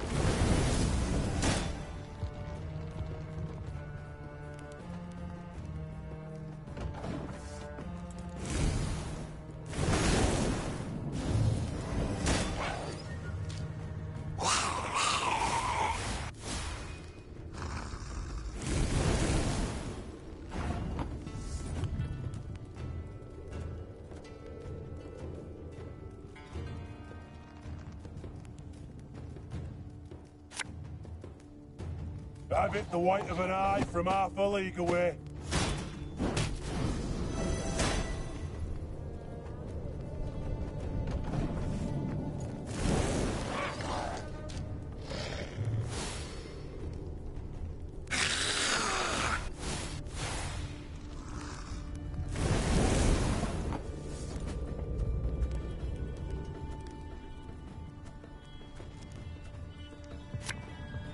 The chase is on!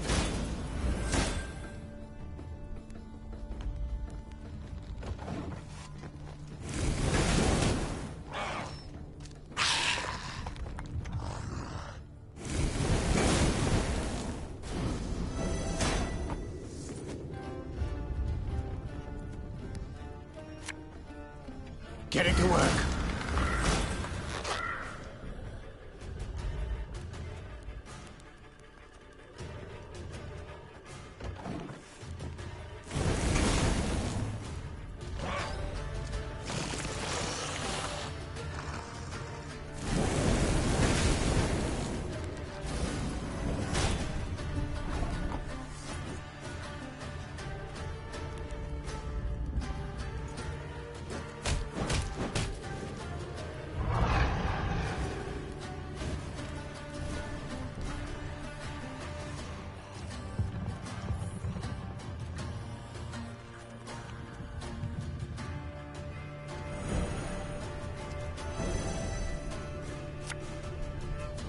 Her Majesty knows what she's doing.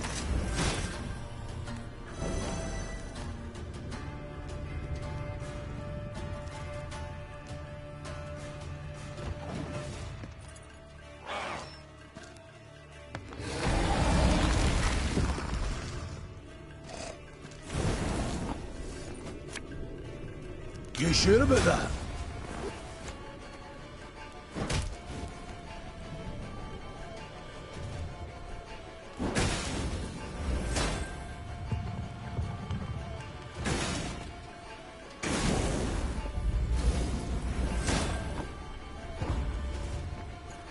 Let's get a move on before any others show up.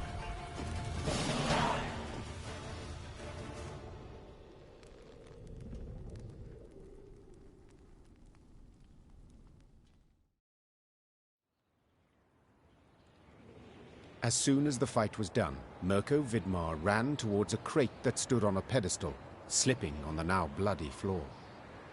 When the dwarf lifted the lid, precious stones spilled out. Your heirloom? This? Asked the Queen, rather puzzled. I thought a pipe that belonged to your grandfather more likely.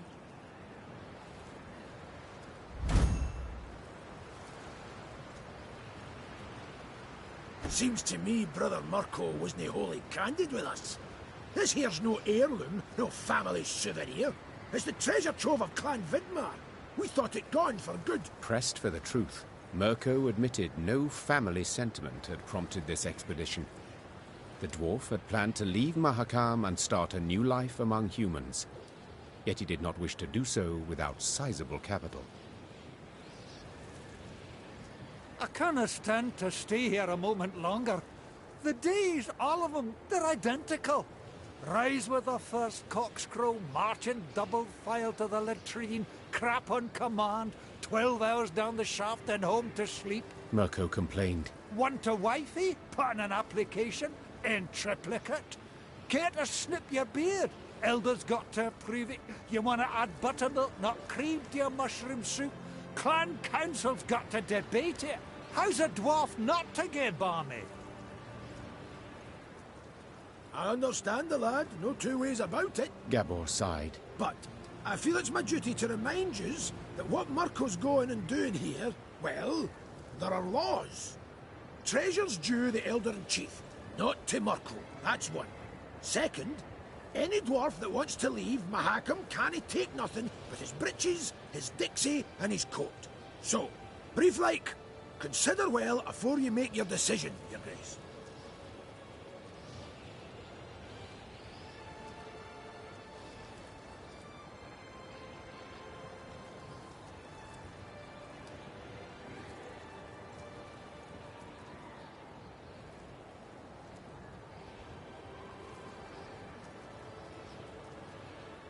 I sympathize, Mirko, said Neve. but I'm a crowned head. I must decline.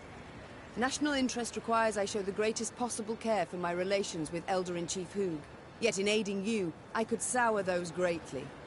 I shall return the treasure to him, I must. While you do what you will. Mirko Vidmar swore under his breath, then jostled his way through the Lyrian infantry and into the mountains, towards human lands.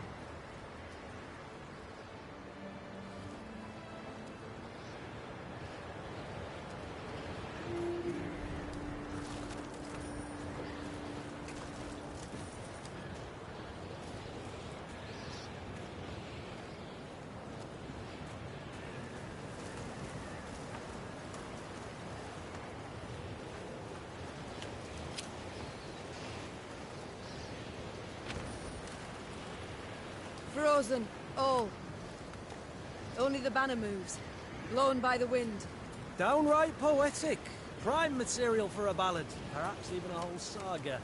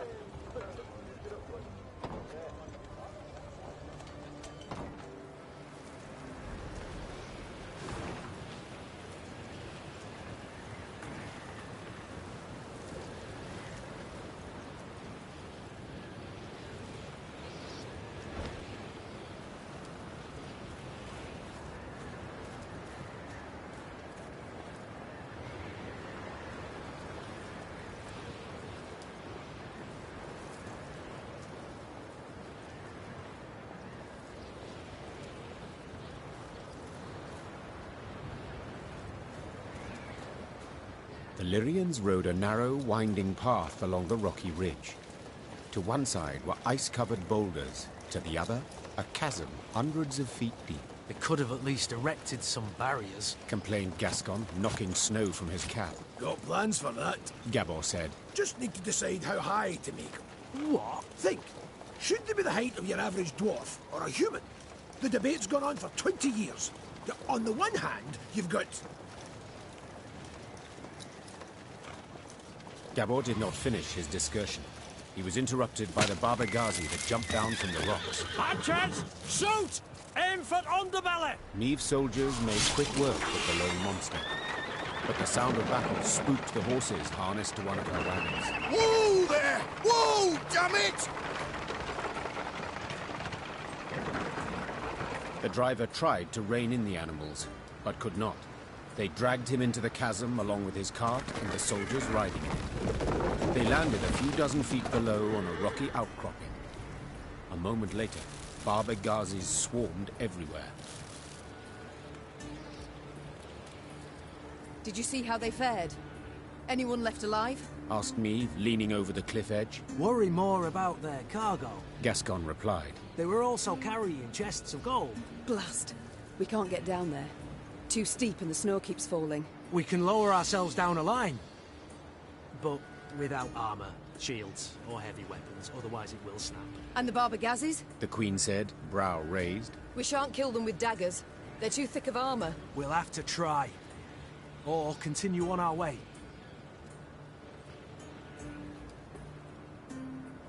You only live once. Neve sighed. Gascon, round up some volunteers and let us move out. Moments later, the Queen was lowering herself down a line straight towards the gaping maw of a Baba Ghazi. Her only armor, a woolen shirt.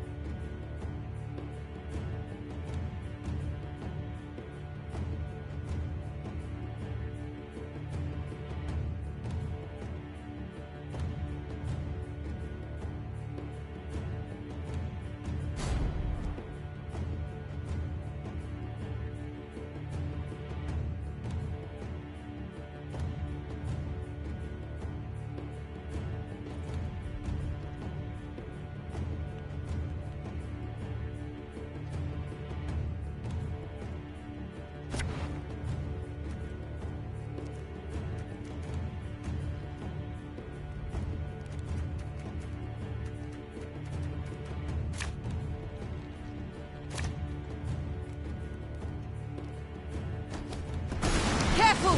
No one try to be a hero!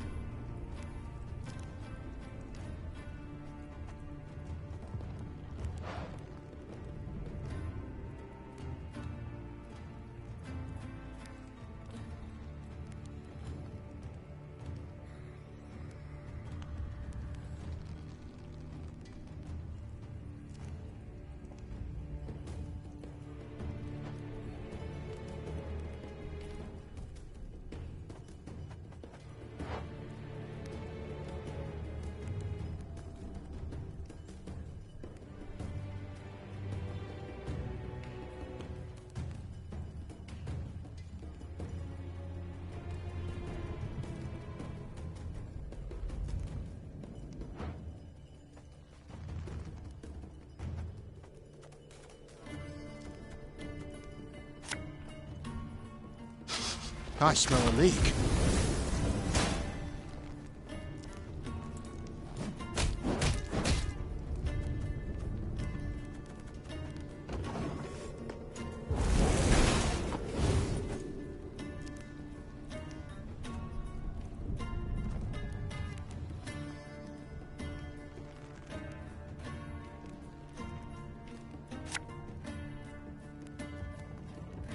Yes?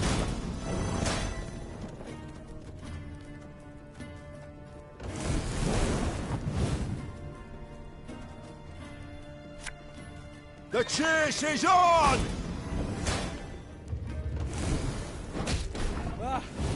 slippery up here, and it's a bloody long way down.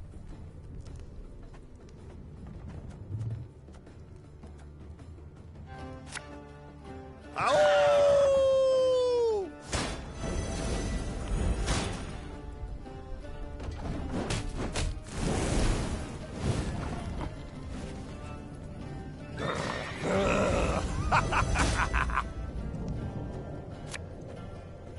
Have it the white of an eye from half a league away.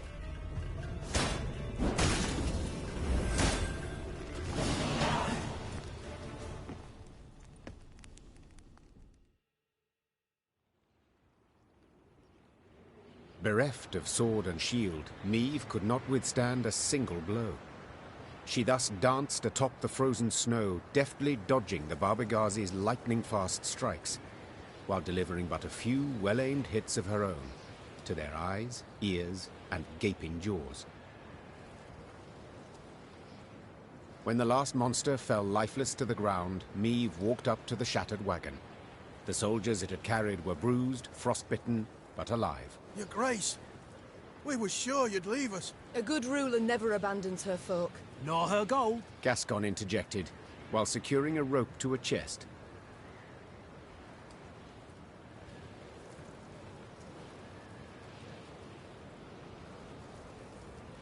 Soon enough, all were safely back on the path. The admiration Niamh saw in her soldiers' eyes was in itself sufficient reward for her difficult battle.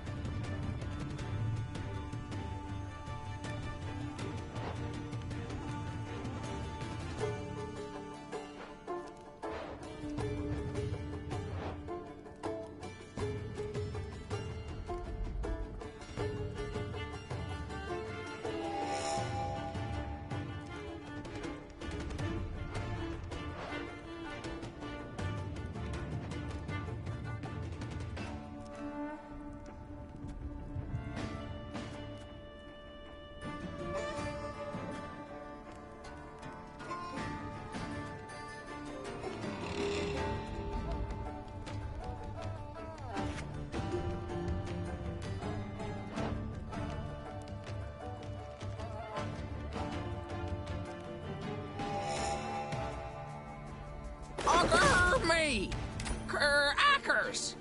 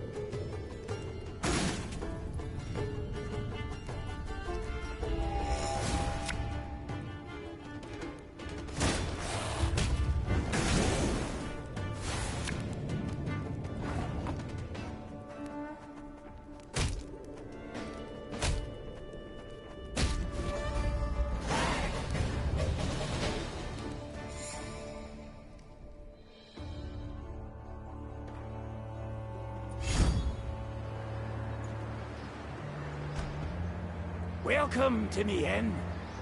We've many folk today, but there's always room enough for more. Good to see you again. Good to see you again.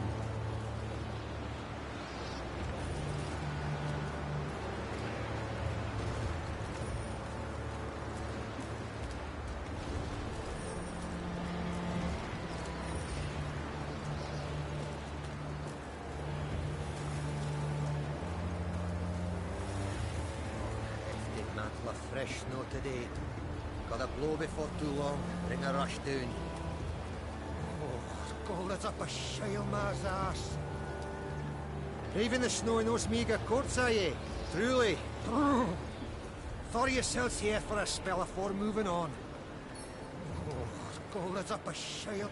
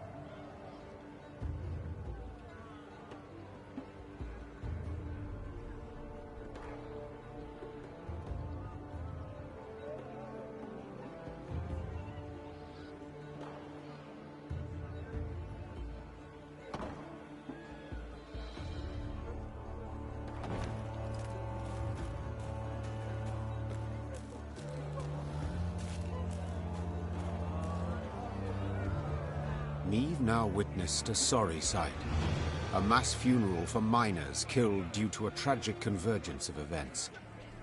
Their lead caskets lay upon the snow, wreaths of hop cones laid upon them in turn. The mourners waited for the diggers to finish. The digging was tough, for the ground was frozen. As the crunch and thud of picks and shovels continued, the dead miner's foreman scrambled onto a boulder to make a speech. Angry shouts and loud booing stopped him.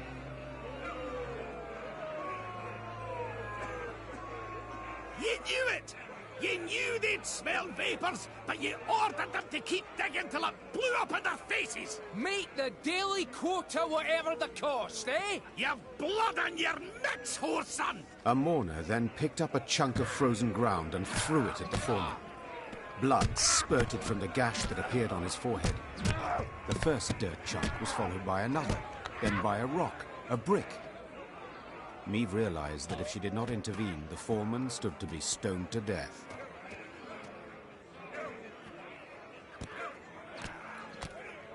Something had to be done quickly. Meave saw this clearly.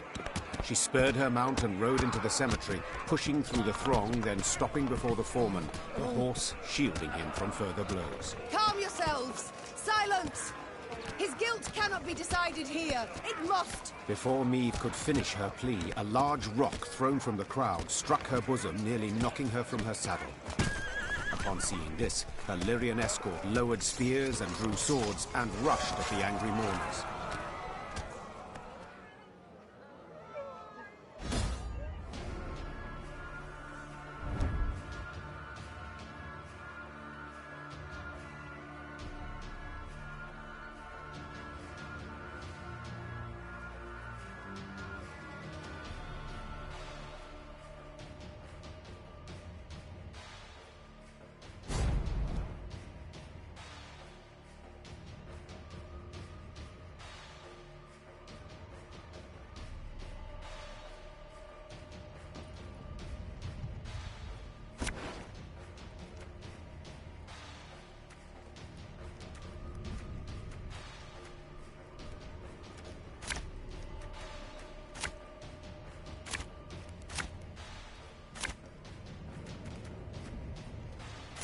Back off! No one needs to die! Oh, this'll end badly. Just like Unky Rockford's birthday.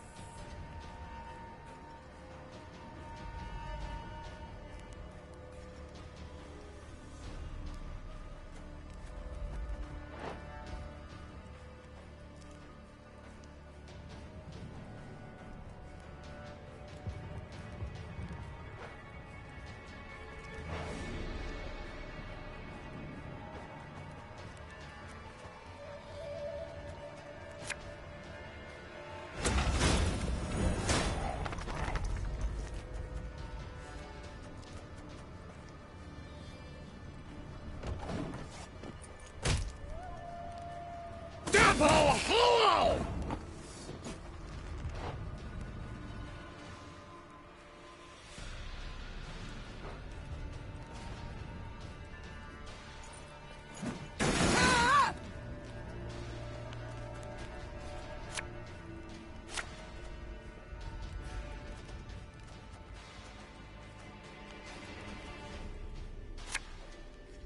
God save the Queen!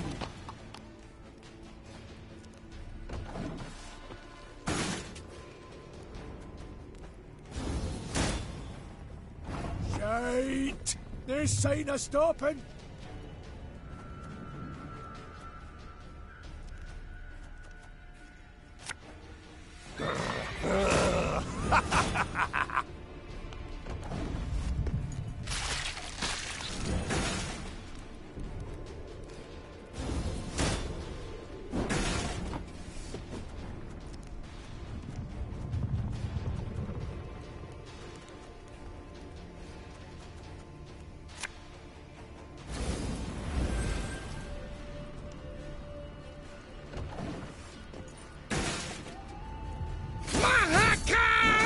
Interfere!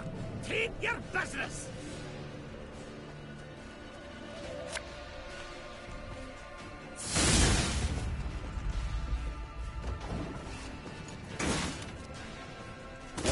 my axe.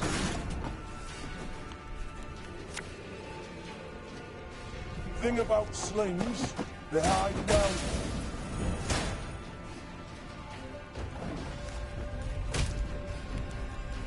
Scoia'tael! Attack!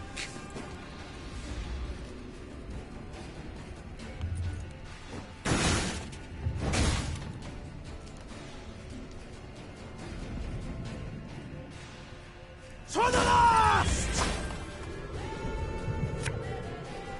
Hey?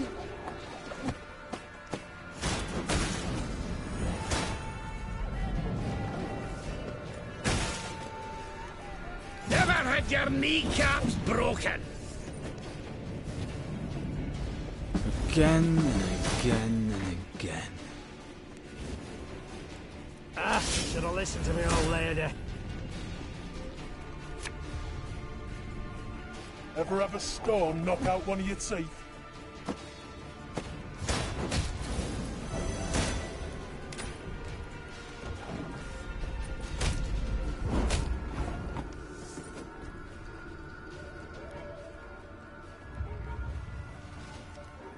This harvest will be reaping black-clad heads.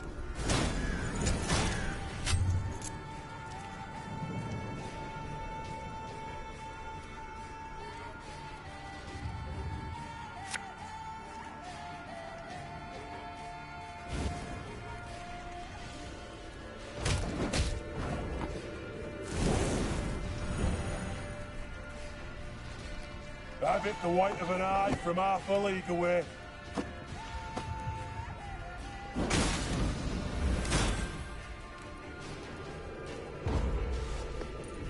I'm afraid that's everyone, Your Grace.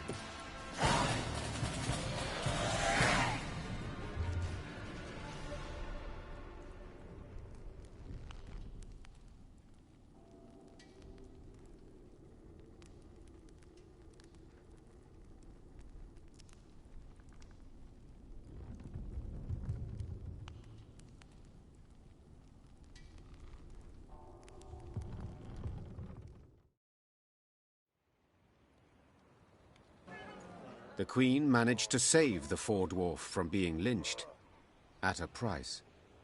Many Lyrians emerged from the rumble heavily wounded. Losses among the mourners were much greater. The gravediggers dug the new graves with ease, as the previously frozen ground, warmed by the spilt blood, gave in easily to their shovels.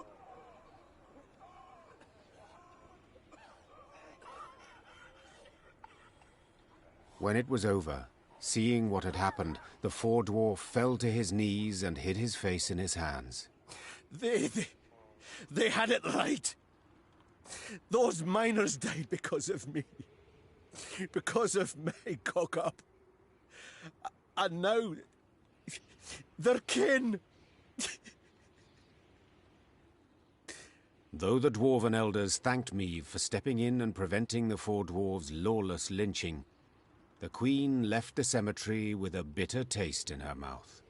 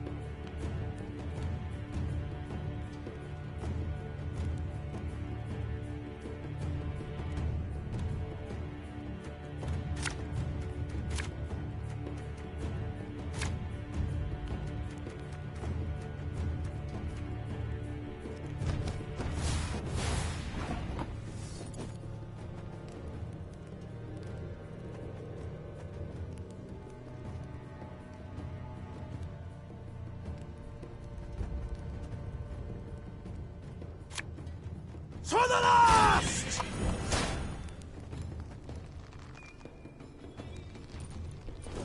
Ah! Yeah! Ever have a storm knock out one of your teeth?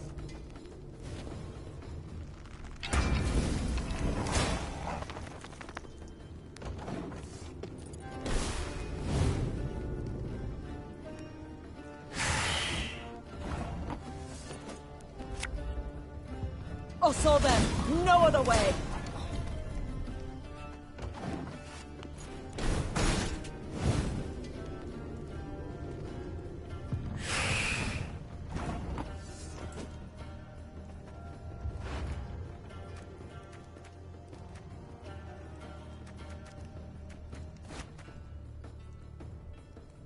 Company! Forward march!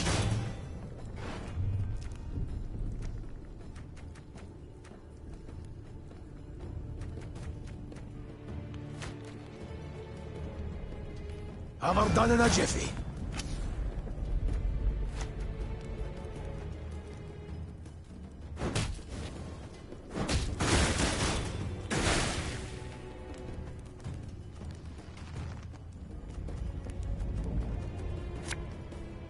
Watch your heads!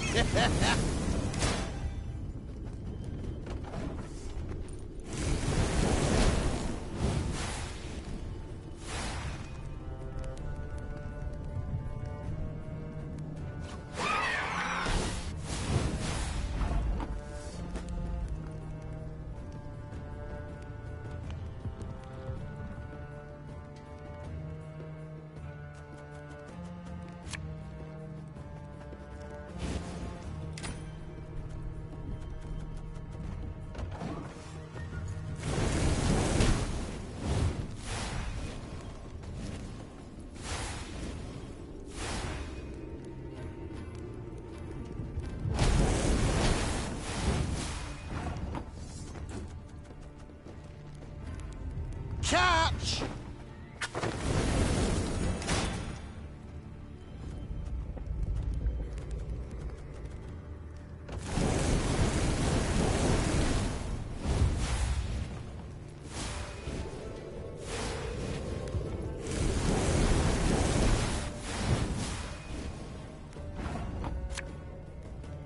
As you command.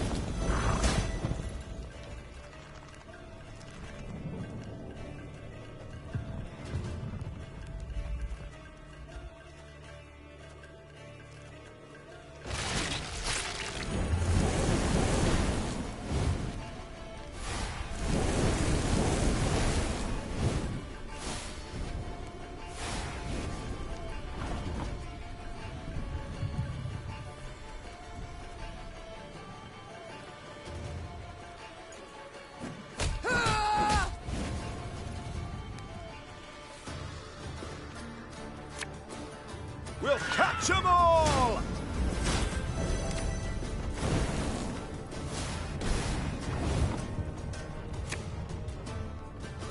Left, right, left, right.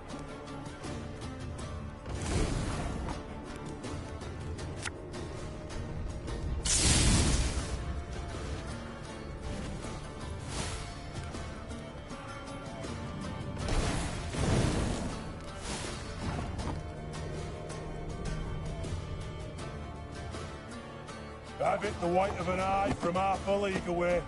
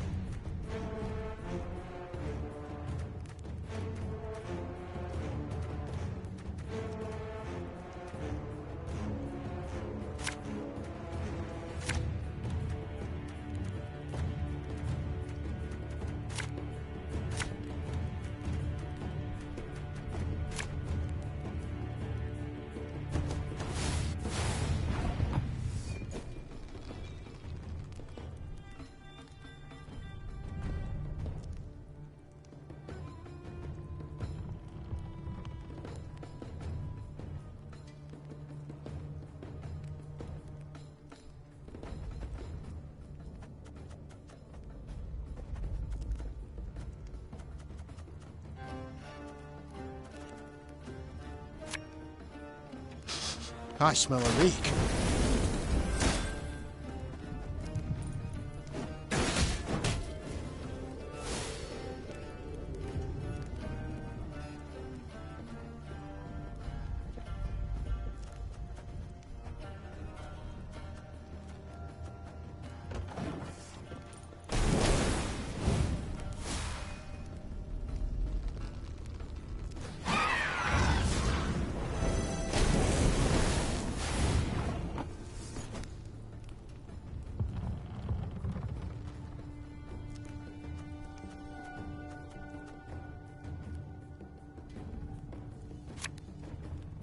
Have it the white of an eye from half a league away.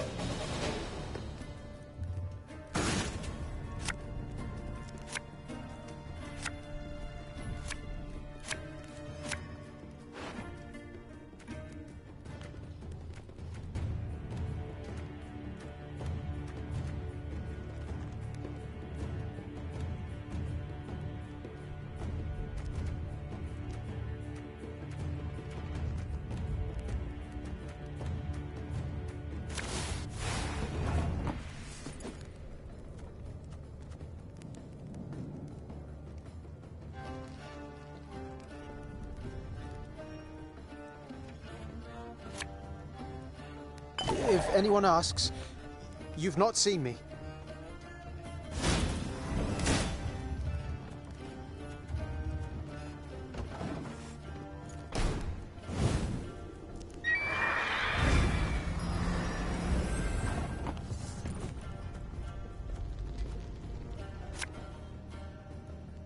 I'll fight to my last breath.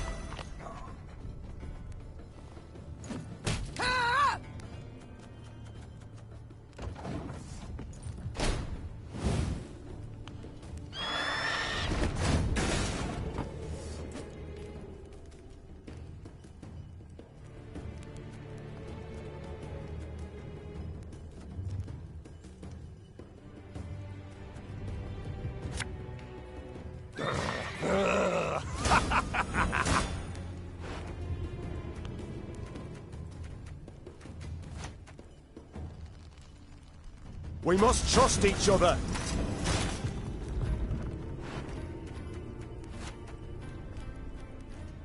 You mad? Don't shake that!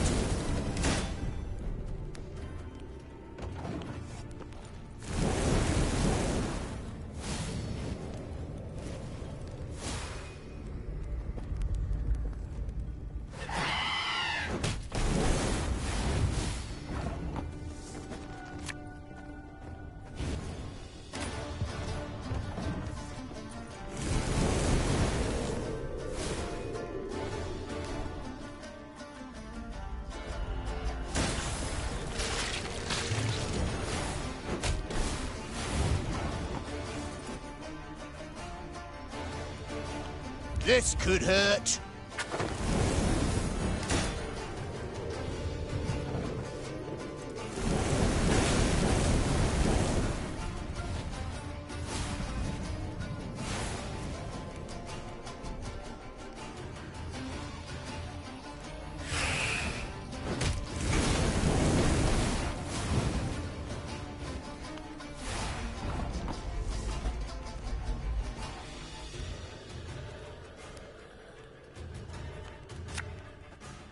God save the Queen!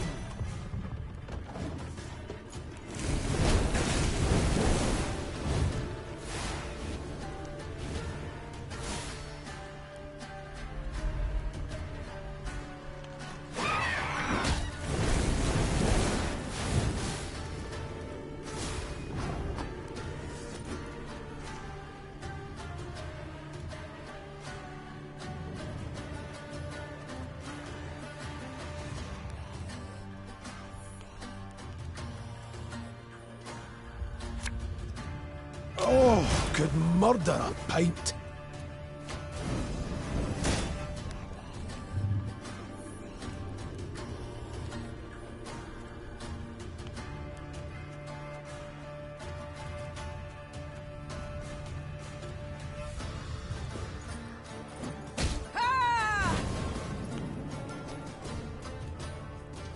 To the last!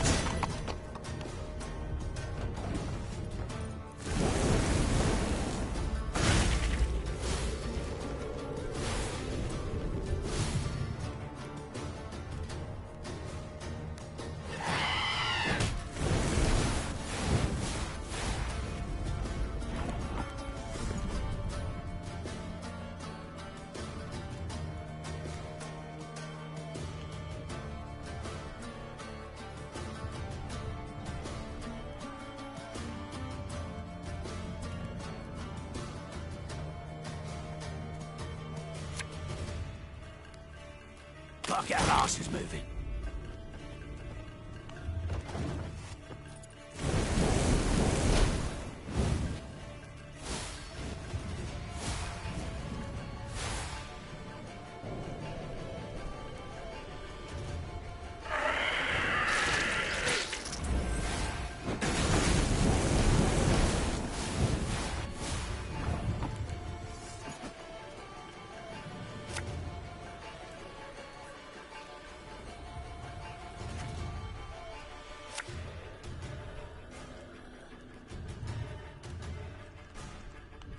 If the ring won't come off, just take the whole finger.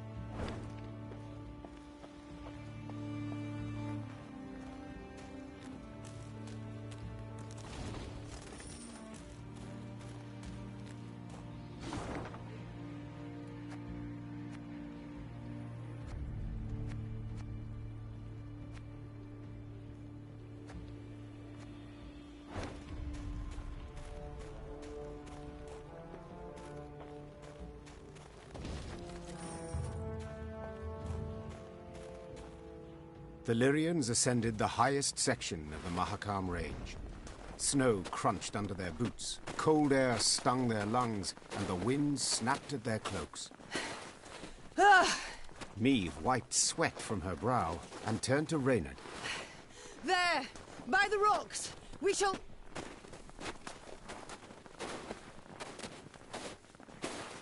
The rest of her words were drowned out by a powerful blast. The entire mountain rumbled with a low, vibrating roar. The sound grew louder, echoing off the rocks, splitting their ears. The Lyrians looked around, disoriented.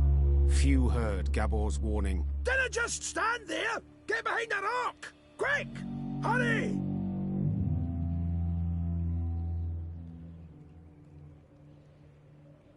Meve followed the dwarf's gaze and cried out in terror.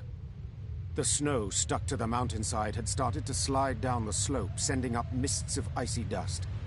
Before she could react, the white torrent knocked her to her knees, crushing her and smothering her into the ground. All she felt after that was all-encompassing cold and fear.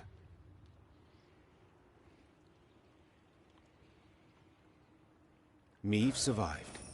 The dwarves who ran to the Lyrians' rescue dug her out of the snow in time. Some of her soldiers were not so lucky. The Queen looked at their bodies, blue, frozen. Next to them lay dead horses, demolished wagons. The losses were enormous. Meve wiped her cheek. Her tears burned her frozen skin.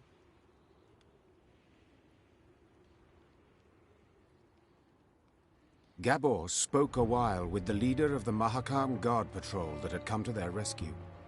His face was dour.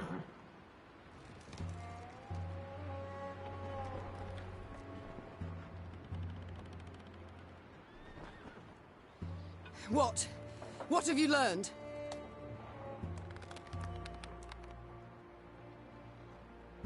I'll tell you all in good time. First, you need a warm drink, good victuals. No, Gabor. I need to find out what in blazes happened here. Well, 'twas an avalanche. Of course it was an avalanche. I'm no fool. But what caused it? What was that noise?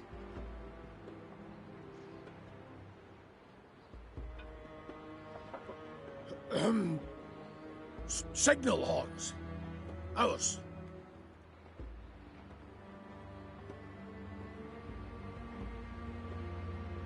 So you brought this snow down on us? Dwarves! Well, aye, but, unawares.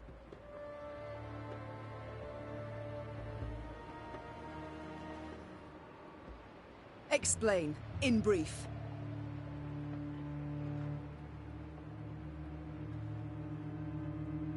See, we clean our mount regularly. The way menfolk shovel snow off their roofs.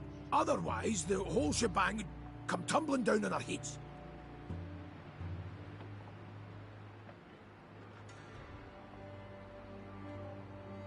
When snow's gathered deep enough, we blast our horns to cause a controlled avalanche. Then we need to, sweep up a wee bit and the road's safe.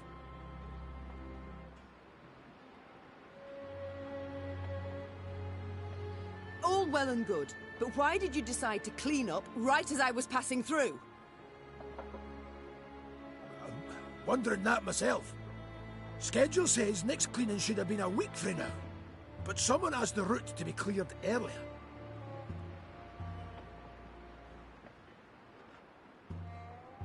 Who?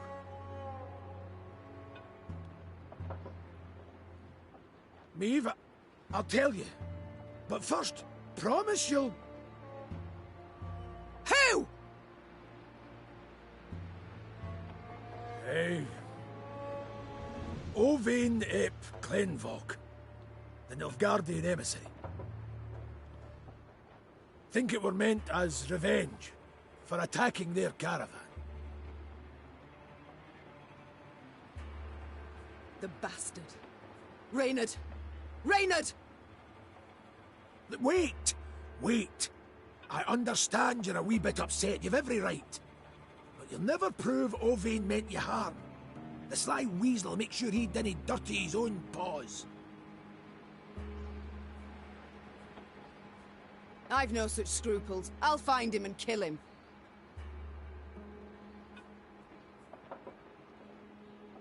And then? How'd you tell that tale to Bruver?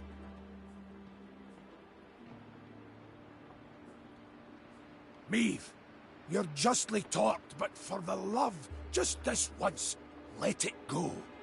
Or you'll leave Mahakam with near a scrap to show for it. Moments later, scouts reported Owain was camped to the north of the accident site. Meave had to decide how much she was willing to risk to get her revenge on the Imperial emissary.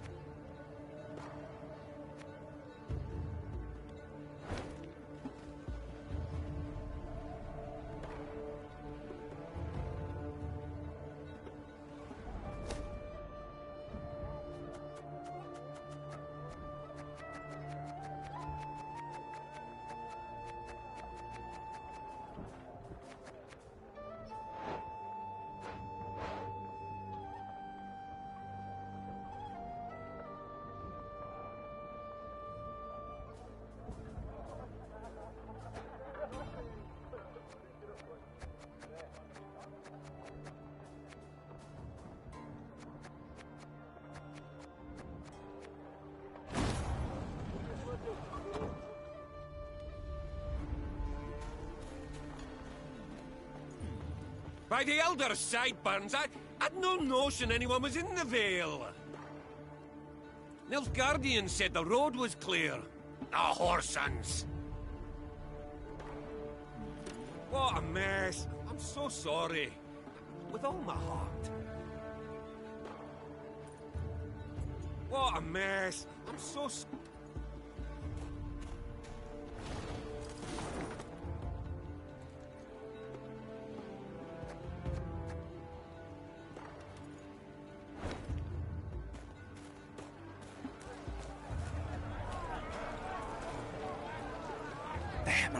whispered one of the scouts. Left of the path. Meave squinted. The Nilfgaardians had taken shelter from the falling snow under a rocky outcropping. The smell of roasting meat wafted from their campfire, and echoes of laughter could be heard. The black-clad soldiers had reason to celebrate. They had just decimated Meave's company without even drawing their weapons. Meave's gaze caught something else. A metal container into which the Nilfgaardians tossed bones once they'd been gnawed clean. It looked strangely familiar. Only after a moment did the Queen understand it was an overturned Lyrian helmet dug out of the snowy grave of one of her men. The whoresons. Meave hissed. They'll pay for this.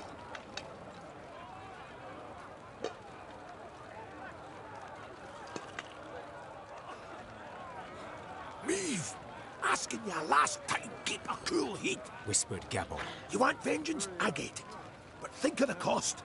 If so much as a hair gets plucked from Owain's head, Bruver will never forgive you. And you can kiss any hope of aid goodbye. Silence followed. Finally to be broken by one of the scouts. Milady, what's the order? Do we attack?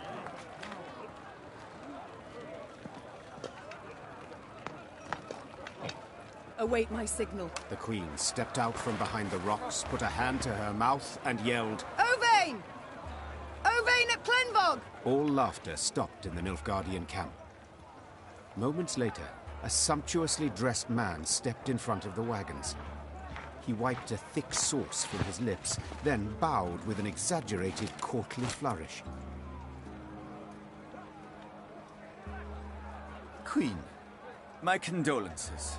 That avalanche. Oh, what an unfortunate turn of events. The mountains can be unpredictable. Meave said with a shrug. Accidents can happen at any time. Oh, yes? Even right now. Meave leapt towards the emissary, placed two hands on his neck, and hurled him into a rock with all her might. The Nilfgaardian's head slammed against the stone, and his skull crumpled with a sickening crash. He fell to the ground and writhed a few final tremors. Attack! Neve roared. Take no prisoners!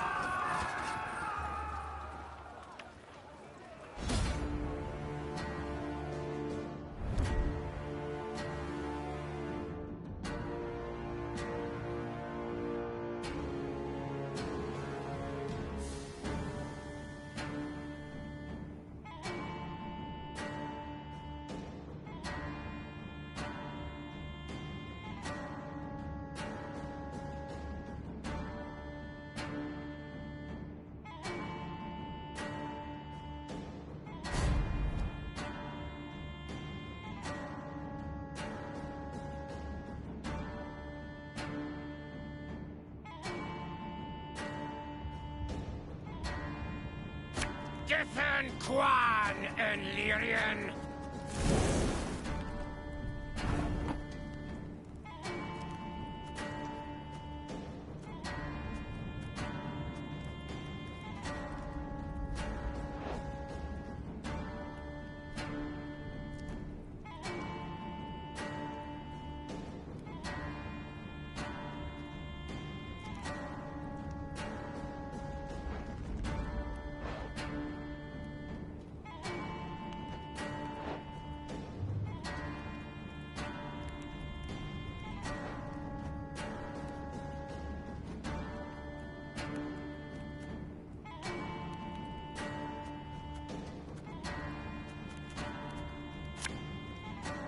My spirit's willing and how, but these damn boots are killing me.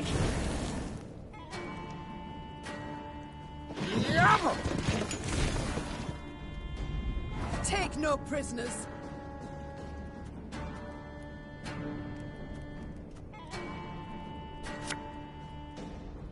Have it the white of an eye from half a league away.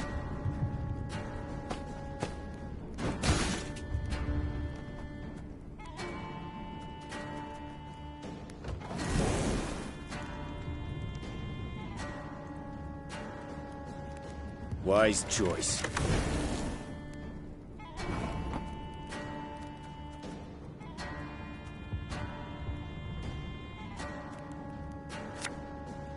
For Demavend!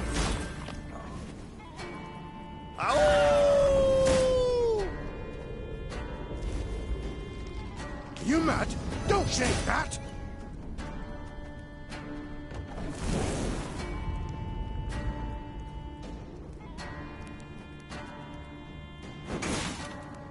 Order!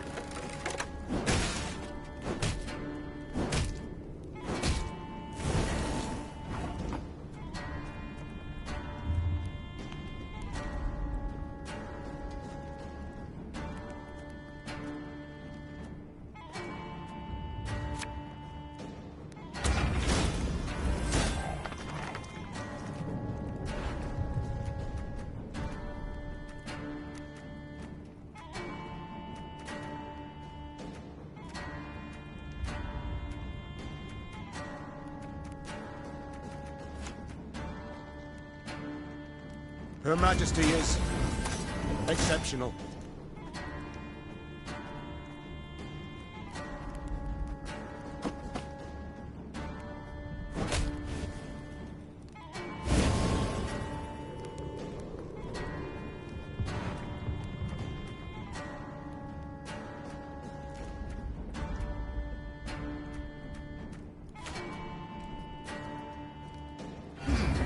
What?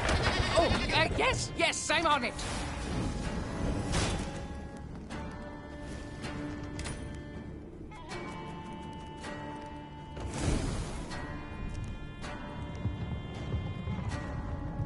Your life is mine now.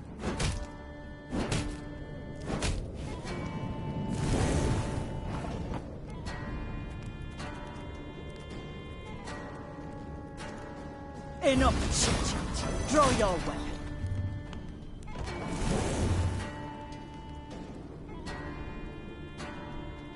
Of course, as you wish, master.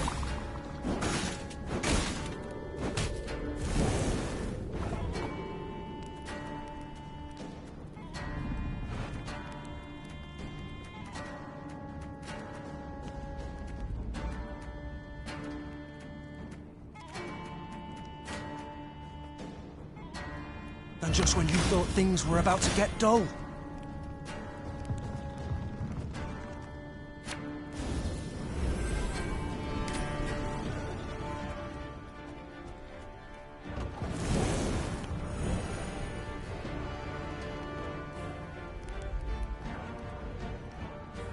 That was not in the spellbooks.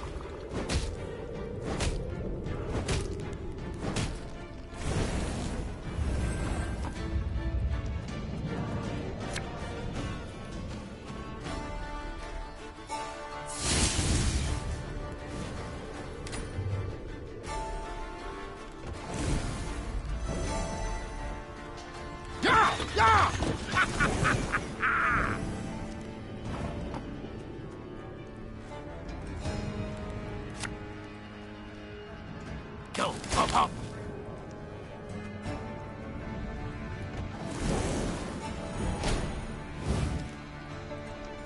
Race me to the great sun!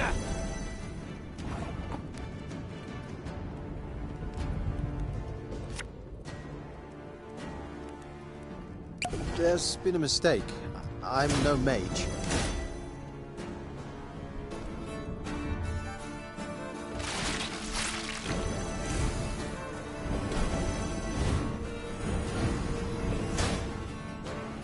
Notice! All roads lead to Nilfgaard.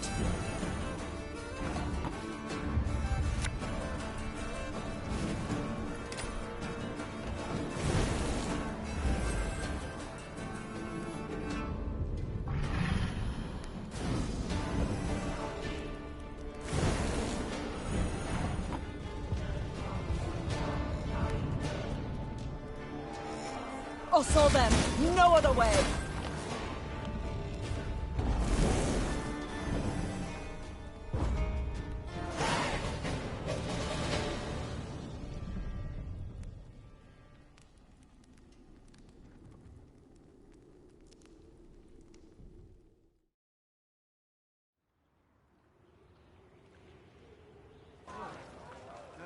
Meve showed no mercy for the Nilfgaardians in Ove Nepklenvog's camp. All would share their leader's fate. And the dwarves? As predicted, they were outraged by Meve's open attack on the Nilfgaardian emissary. Bruva Hoog suddenly called for a council of the clan elders. They debated what to do with the Lyrians for a long time. The elders, outraged the Queen had once again defied their principle of neutrality, levied a punishing financial penalty, and threatened another such incident would result in a lifetime ban from entering the Dwarven Kingdom.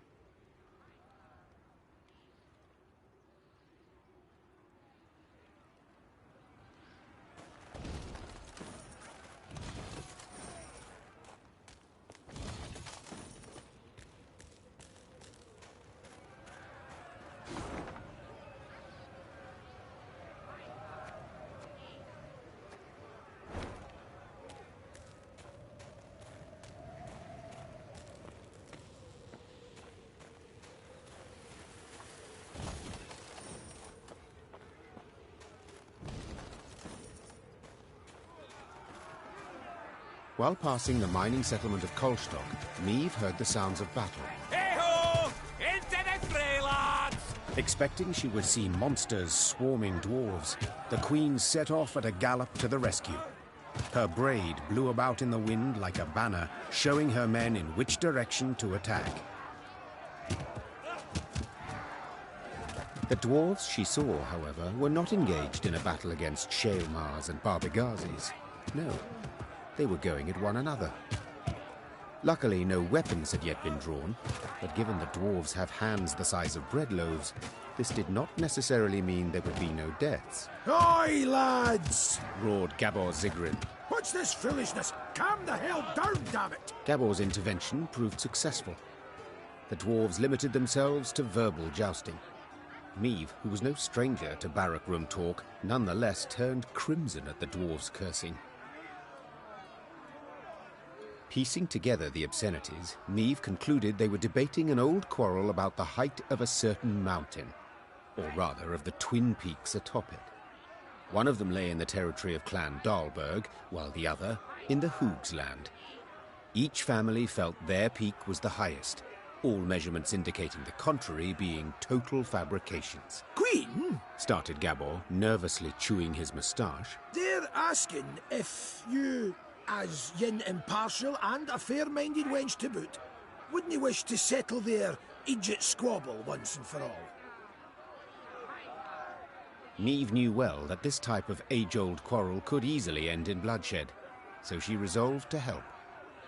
Representatives of the two clans gave her a strange mechanism she was to use to measure elevation.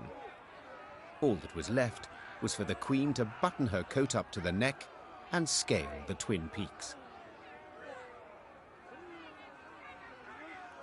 Time to end this delicate feud, once and for all. Time to end this delicate feud, once and for all.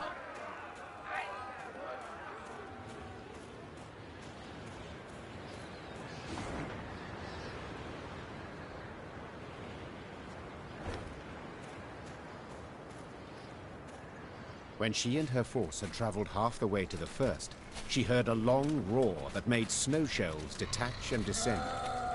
Without waiting for her scouts to return with reports, Niamh drew her sword.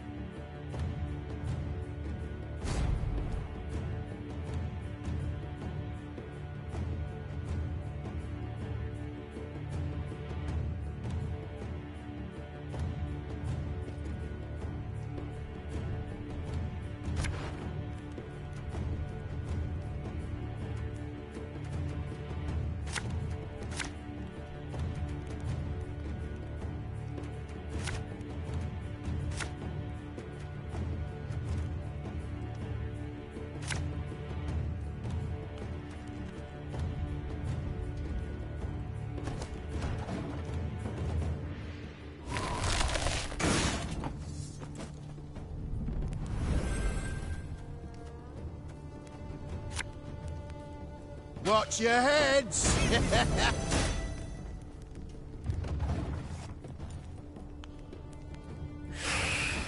Eyes up, lads! They're flying straight for us! Catch!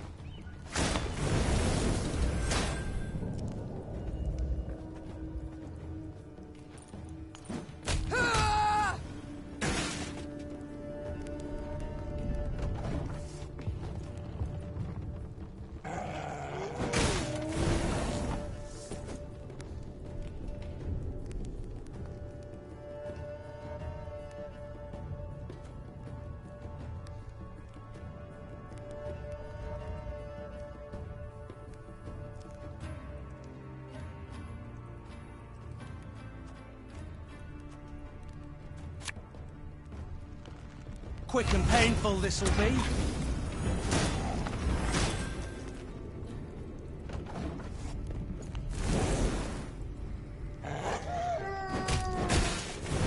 Quite the clever little contraption they gave us. Work of a gnome, of course.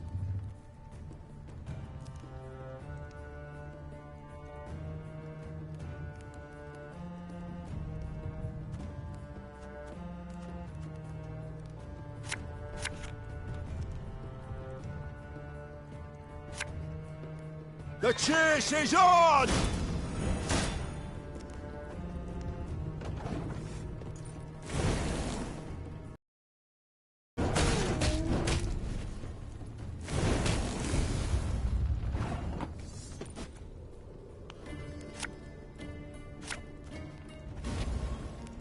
Can use it. Not sure for what just yet, but...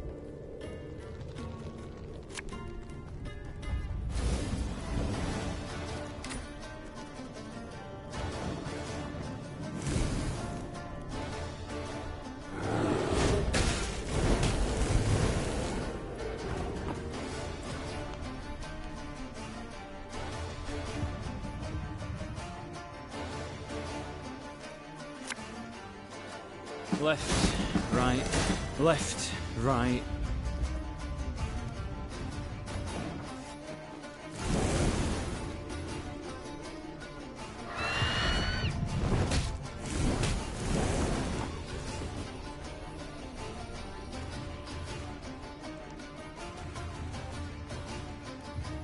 If the ring won't come off, just take the whole finger.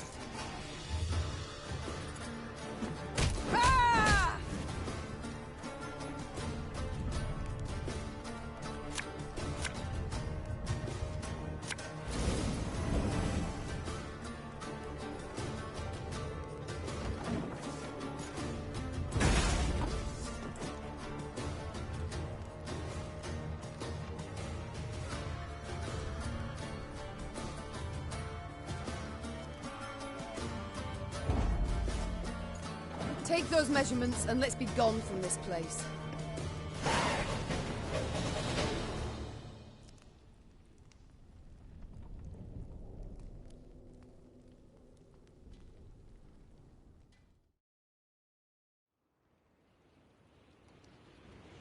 The Lyrians managed to repel the monsters and reach both peaks. Upon each, Meve ordered her men to take the measurements. While waiting, she admired the breathtaking view of the Mahakaman Massif. The dwarven contraption left no room for doubt. The peak within the Dahlberg clan territory was 2 feet higher than that within Hoog territory. Gabor was clearly displeased with the results. Damn it all!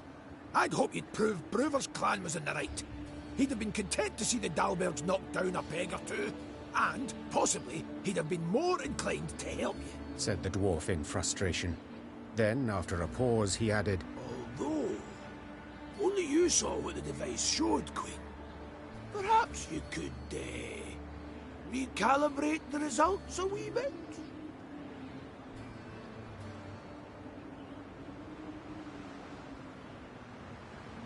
To lie would be simple, true. said Meve. Yet to forget the matter would be so much harder. No, Gabor, I shall tell the truth. The Queen's tone made it clear the discussion was over. Gabor let the matter lie, and Meve's force began its descent down the mountainside.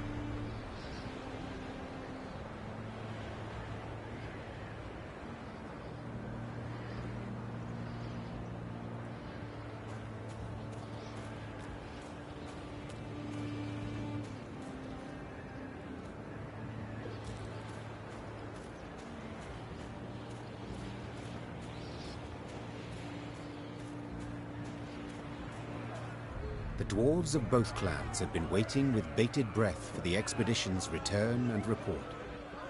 As soon as Meve announced the results, the Dahlbergs rolled barrels of beer out into the square and began to celebrate. Naturally, the Hoogs were disappointed, yet they accepted Meve's results as final. At last, they had come to trust her. Dalberts are the dwarves we need. Every hoog's the Dunderheed. Dalberts are the dwarves we need. Every hoog's the Dunderheed.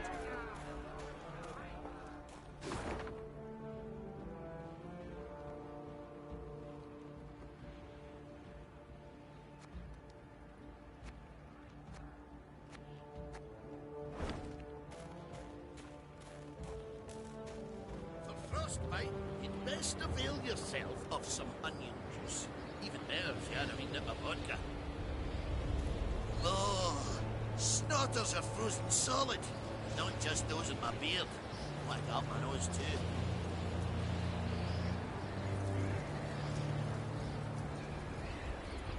Once we're neath Carbon, we'll find a way to the tavern. Set our arses down by the fire. And sit mugs of mulled wine. Once we're neath Carbon, we'll find a way to the tavern. Set our arses down by the...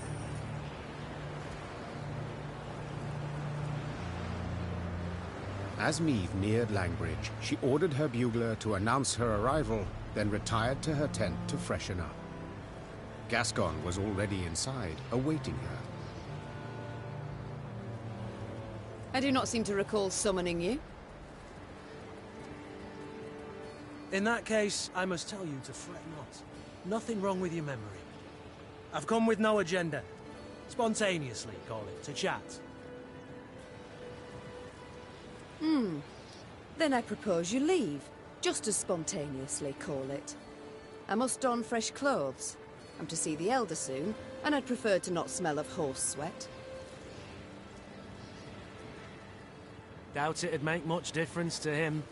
And be assured, I know what I speak of. When last we met, I found myself standing downwind of him. A pungent experience.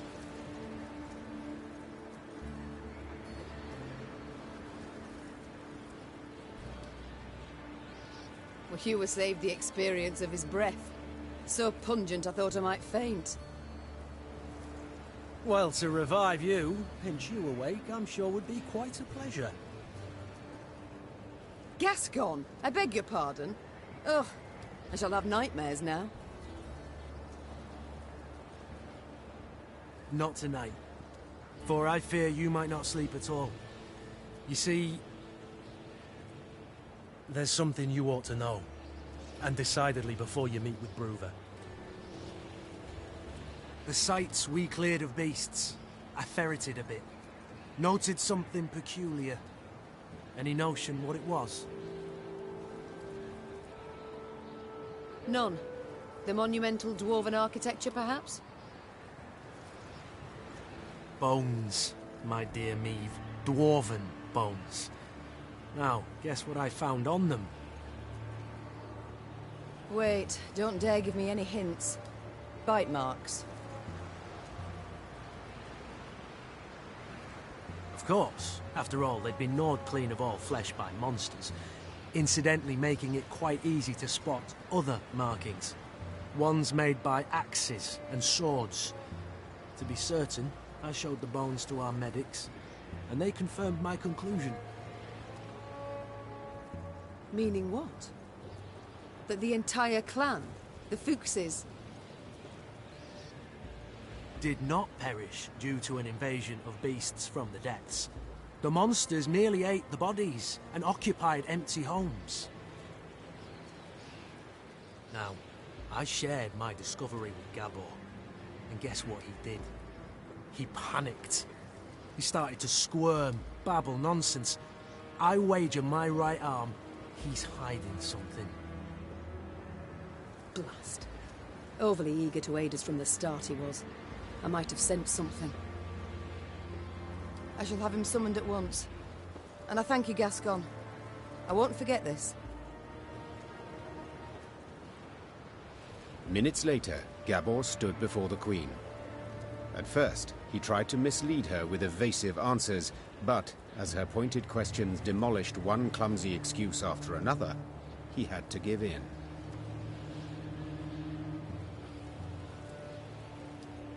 Oy. As King Desmond said after a hefty squirt in his hose, we can't sweep this under the rug. If you think I welcome jests in this moment, you err. My fingers itch to summon the hangman. Right. So... 'Tis true. I misled you. On our clan elder's orders... Supposed to make sure you destroyed Burr's Rump and Davor's Abyss thoroughly enough to leave nae a trace. What? Why? What did they wish to hide? They was home to the Fuchses, our mortal enemies. They'd been a boiling our heinies for ages, thumbing their noses, taking what they want when they want, and the Elder-in-Chief didn't gie a ploughing whit. So to stop them, our clan, we did the unpardonable. The Ziggurin elders saw their chance and they... Gods. So you were responsible for the deaths of all those dwarves? Me? I didn't raise a finger. Tried to stop them, in fact.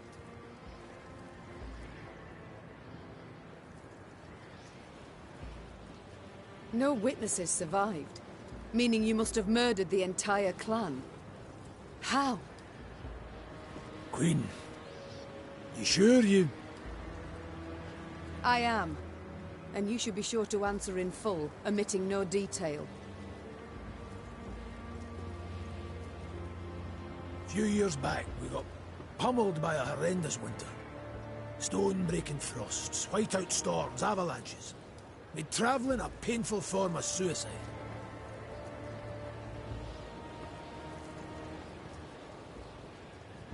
Hunger drove beasts out of their dens.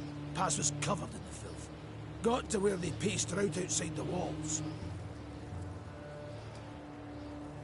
Fuchses fought a hard, bloody fight to keep the critters out of Davor's Abyss. Lost near every axe-wielding dwarf they had. Only survivors had to winter at Burr's Rump. Our elders felt such an opportunity wouldn't knock again. After killing the town's meagre guard, they set fire to it and barricaded the gates. They didn't stand a chance.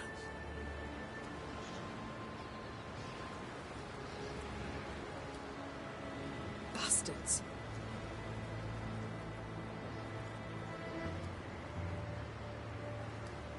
How in the world did the truth go undiscovered?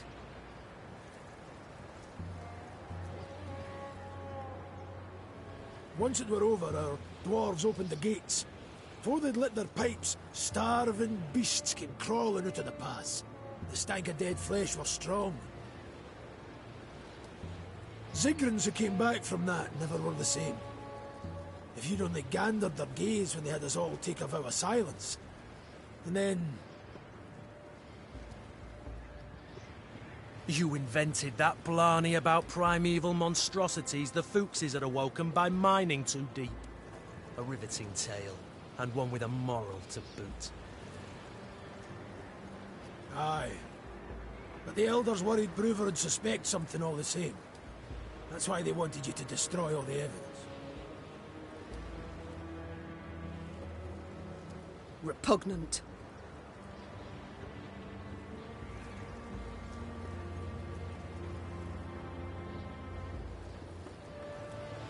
You claim not to have taken part, but neither did you do anything to stop the massacre.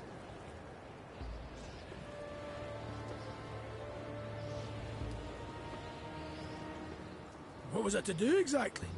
The elders had decided. Nae a dwarf would listen to me.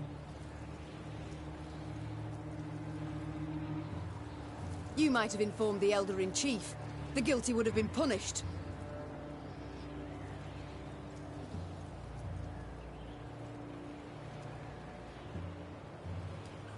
The guilty? You didn't ken Bruver.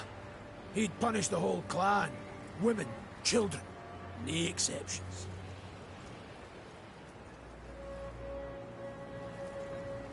Maeve, Queen, I'm begging you. He canna ever learn of this. Aye, I want a hack flame too when I think what the Elder's done. But t'other way it'd bring but more pain and death.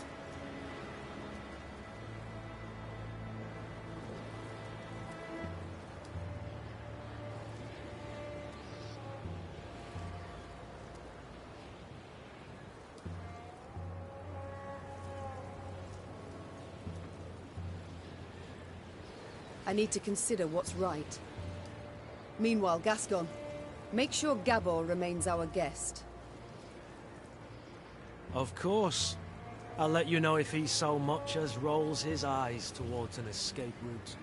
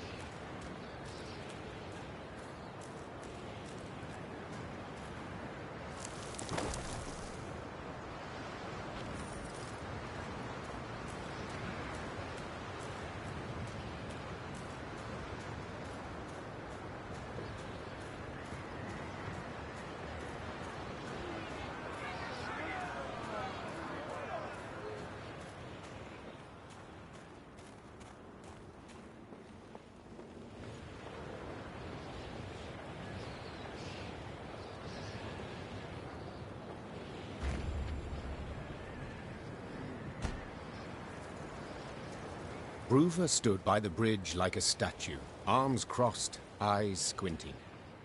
Meve sighed inside. She stood little chance of having a pleasant chat. Elder-in-Chief, sir. No Sharon and Grayson here, lass. Plowed humans. Always out to fix things, always end up cocking them up. You think you're due glory, do you? Monster Slayer Meve? Patroness of dwarves? Blast it. What do you think? Why didn't I exterminate those beasts myself, eh? Go on, tell me! For you.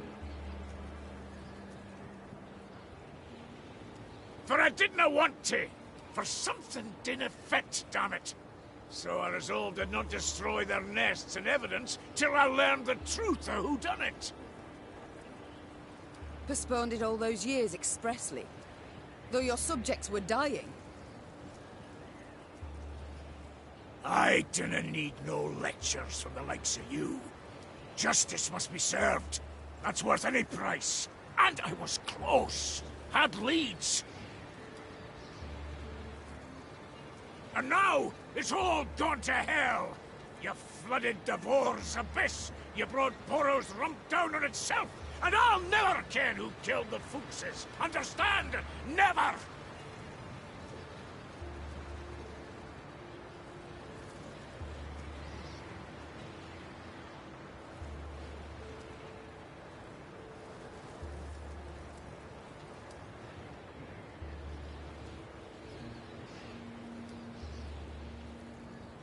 I would not be so sure. Sure of bloody what? That you shall never learn the truth. For I learnt it just moments ago. 'Twas the Zigrins who killed the Fuchses. The Zigrins? But... hold. Aye, it'd explain a lot, that. Ah, the snakes! Worms! Rogues! Why, I'll show 'em! All right. Got to admit you've more in that pretty heat of yours than I expected, but dinna you start thinking we'll be toasting a new friendship. You want our aid? You'll have to answer our questions. My questions. Lots of them. And they're all hard, so dinna you go smiling at me yet. Why, I wouldn't dare. Better not. Right. Time we moved on. Bruver set off at a brisk pace, paying Meve nor anyone else heed. The Elder's bodyguards rushed after him, then came the Lyrian force, and at its end trudged Gabor Zigrin, hands and feet in shackles.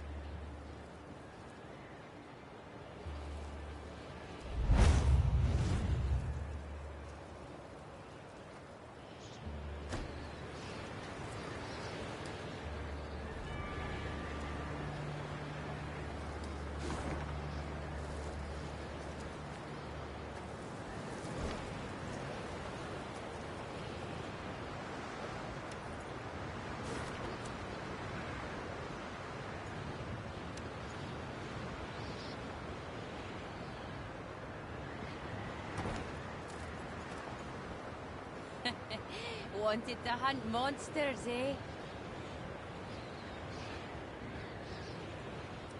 Oh, Elder's furious. Spits flying 10 feet.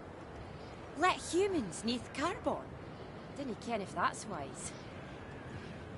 Oh, Elder's furious. Spits flying 10 feet. Dwarves demonstrate innovative thinking in many domains. Metallurgy, engineering, architecture.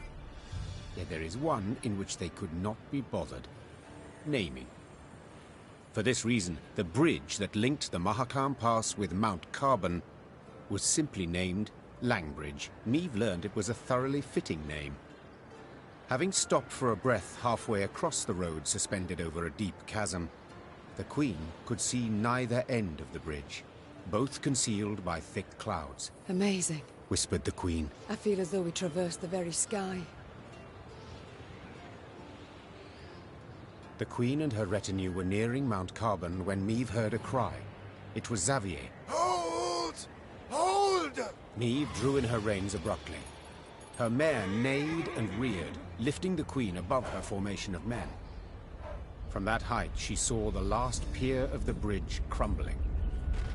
The dwarves at the head of the procession were unable to stop in time and plummeted, screaming into the abyss. What's the meaning of this, gods damn it? Bruva roared. Fetch the engineers! Now! The Queen was striving to calm her spooked mount when she sensed something swish past her ear. Out of nowhere, a Scoia'tael band had appeared at the rear of the column. Before anyone could react, elven archers had felled the rear guard. The soldiers lay on the bridge's stone surface with arrows in their backs. Meve was trapped. In one direction lay the chasm, in the other, a fierce foe. She had no choice but to stand and fight.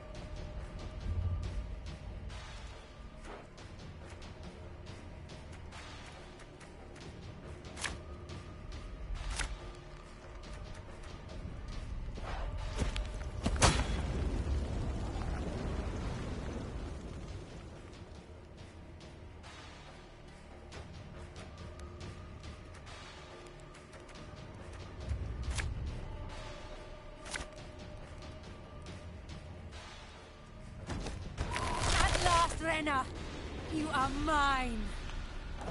We're trapped, Your Grace, but we can try and fight our way through. Eleran!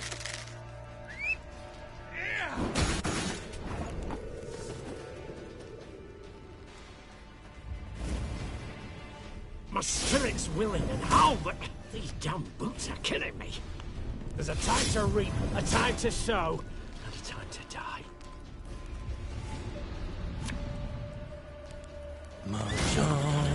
March on.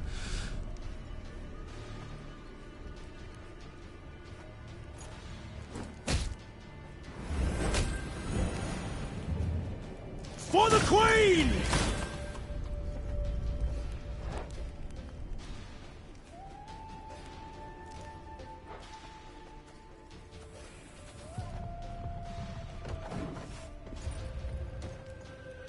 Special prize. Just for you, love. I recognize the colours. They belong to Eldane.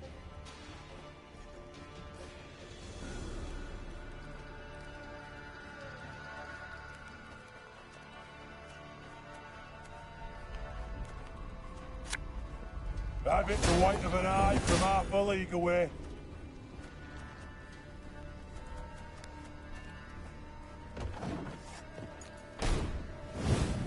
Nay, Dwan ve camest.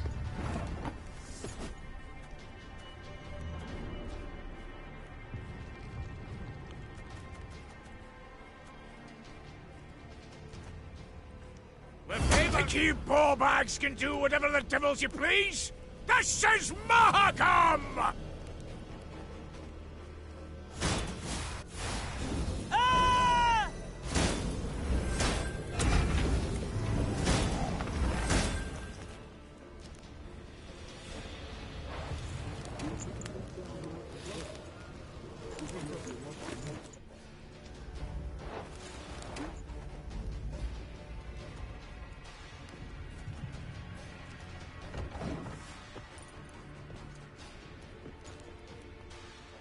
show me the coin or sod off.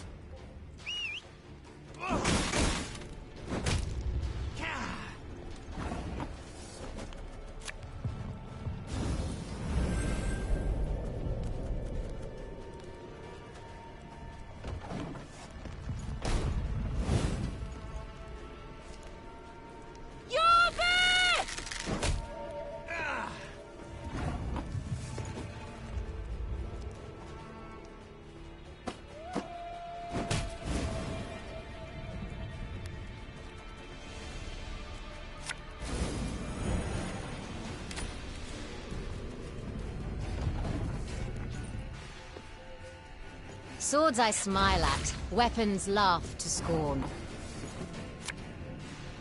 Without hesitation.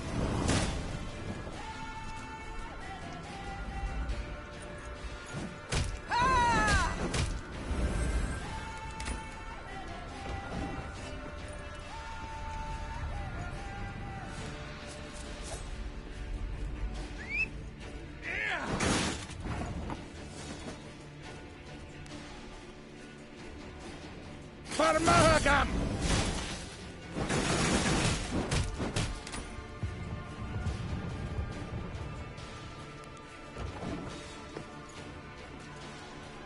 Blood and neck ends. Similian Vat.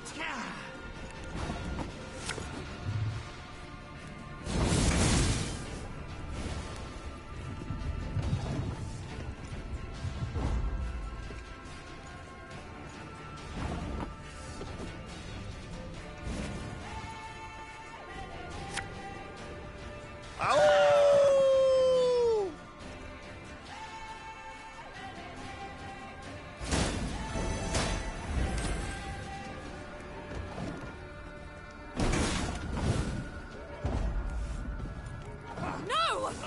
Lederena! She must die!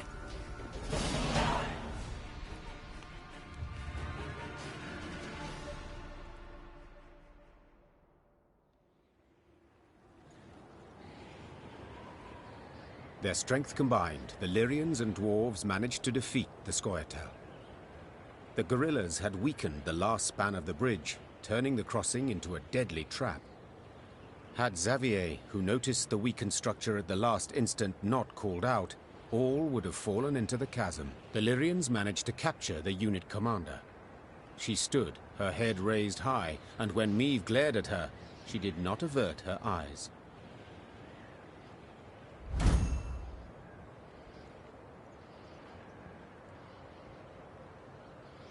What is your name, elf?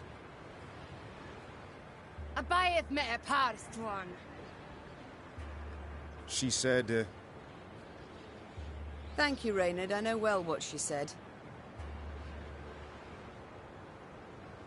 Kiss my arse, is that truly the best you can muster? I'd rather show you exactly what I can muster. Tell them to unbind me. You got your opportunity. On the battlefield. Will you not tell me what they call you? Fine. It's all the same to me. I'm more interested to know how you came to be here. Who sent you? No one. It was my decision to kill you, and thus avenge Eldain. You've elven blood on your hands. The blood of the elves of the Moulderwood.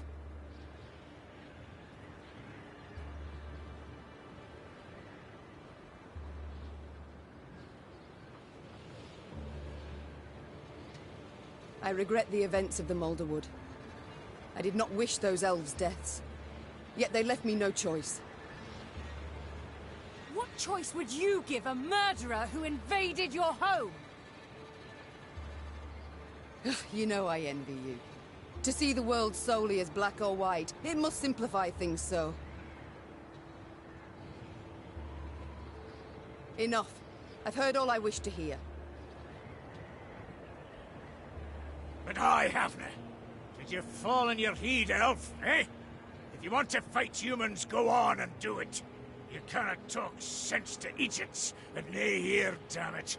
Mahakam is and will be neutral. You cannot be neutral. To Dwan, you are either their foe or their dog. Mahakam has stood aside, sleeping long enough. That is why we struck it in its very heart. As a call to battle. A call to brethren whom you, Elder, have kept from the world too long. I have kept him away. I've been bloody right to do so. You want to play at war, you numpties? You want to force the Pontar to flow upstream? Gang right ahead. Good riddance, I say. Gan kill, gan die if you fancy. But God's damn it, leave us alone. Yeah, I should kill you. With my own hands. I should cut your throat, put you out of your misery. That's what you want, innit? To die? To die a stupid death? Well, I'll not grant you that. Nay, nay, I'll lock you in a tower. Sit there 3 centuries, and you just might grow a brain. Bruva Hoog gazed after the shackled elf as she was led away. Neve expected him to continue fuming, cursing her. But the dwarf stood silent, and his old eyes, half concealed by brows bushy as a forest floor, showed not anger, but the deepest sadness. Dwarven engineers made quick work of repairing the crumbled bridge span.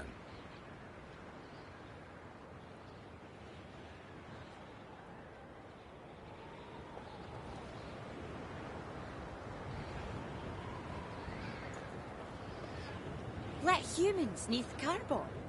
Didn't ken if that's wise. Let humans neath...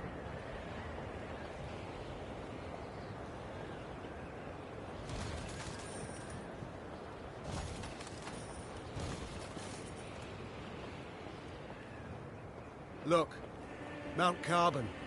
Damn. And I thought Novigrad was big.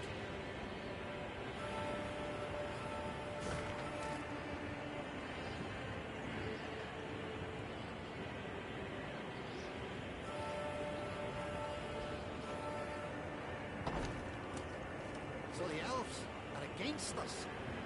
Against our elder. Treacherous hounds. Truth be told, I supported the Scoia Telephone. Oh, I wish every last one of them dead. Dead. Long-eared bastards. Raising our own saplings against us in rebellion. Sowing unrest. Violence. In the mountains. So the elves...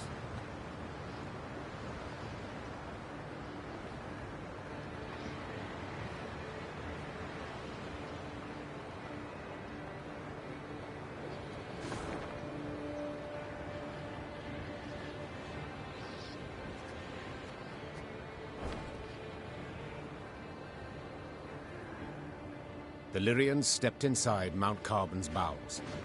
Neve rode while looking upwards, admiring the intricately carved ceiling, gilded walls, monumental bas-reliefs carved from basalt.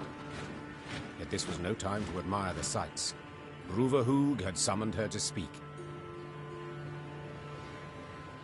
I thank you for your invitation, Elder. My invitation? Choice term, lass. You wangled your way in here. Long I've lived, but ne'er have I seen a wench so stubborn. With all due respect, do you not feel like a pot conversing with a kettle? Ha!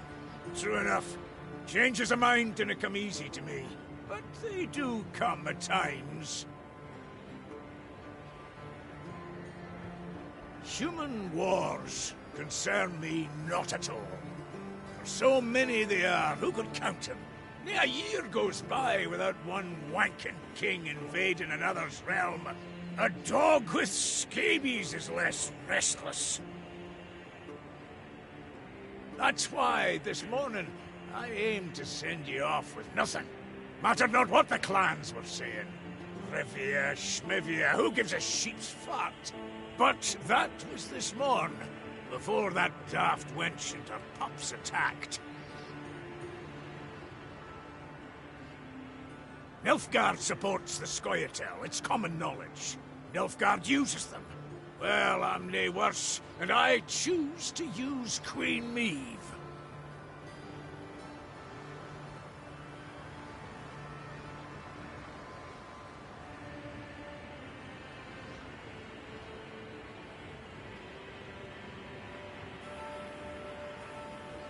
So what use would you make of me, if I might ask? You've a plan? Aye, the kind dwarves like best. Simple, but sneaky. Like to give Nilfgaard a warning, you ken. If you're going to rile my dwarves, throw 'em into the Scoia'tael ranks. You'll regret it, aye? But I'd like to issue the warning without declaring war. All clear to you so far? So, when you march out of Mahakam, you'll find a company of our foot dwarves waiting out with the gate. Officially, volunteers, enlisting with you against my will. And you're to put them at the fore next time you face Nilfgaard. Want the Blacklads to break their teeth on our bucklers, get a taste of our axe blades. After that, dare say they'll think twice before they send more Scoia'tael into these hells. I do not... Thank you, Elder. You restore my hope that I shall have my home back in the end. Faith can move mountains, aye, but it can't do much about borders. I've watched you close, and must admit you're a plucky lass. That enough for Nilfgaard? Can I be sure? We will see. We shall know soon.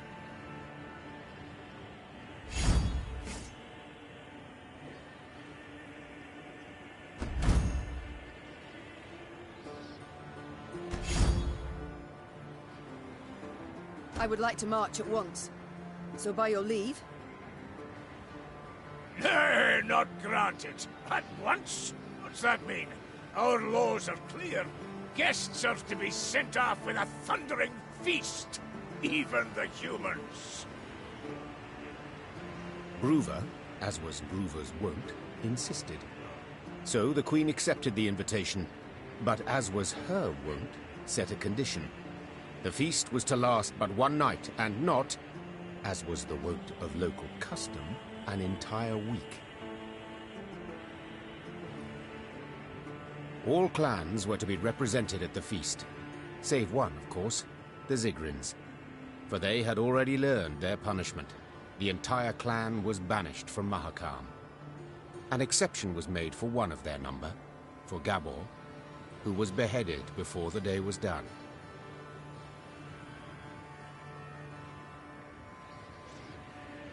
When the sun had retired behind the peaks, the underground city came alive with the sound of bugles, bagpipes, and horns.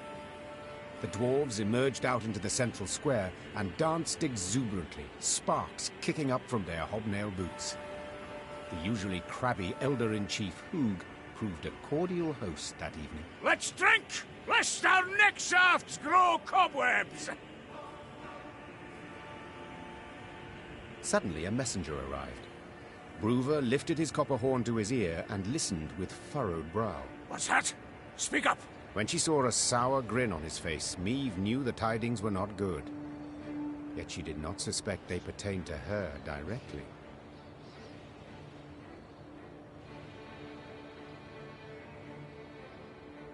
Meave, you expecting anyone? How's that? Runner says a delegation's arrived at Carbon. Freyliria and Rivia got a Nilfgaardian escort. How dare they? Traitors. Who leads it?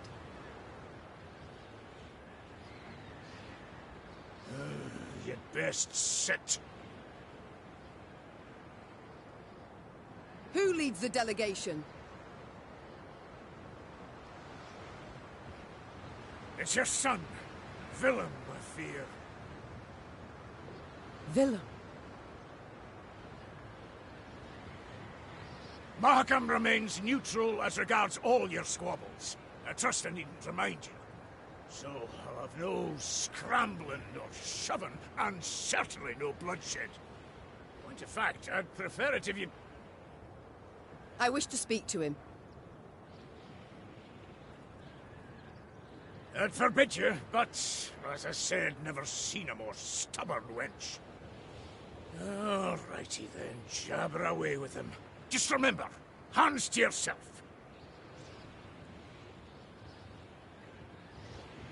Neve spotted banners, a Lyrian eagle upon one surrounded by Nilfgaard's black rags. Her hands became fists, showing how helpless she felt. Then her son and rival, Willem, emerged from behind a row of Imperial footmen.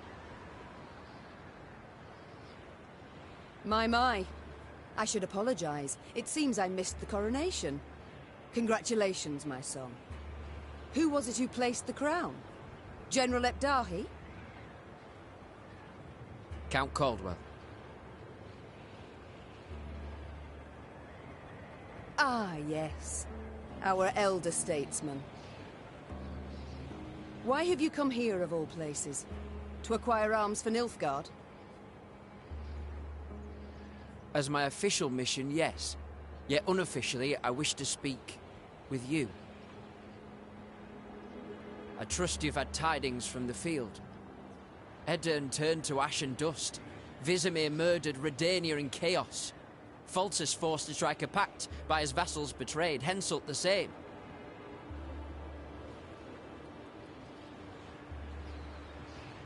This limerick, will it come to a point?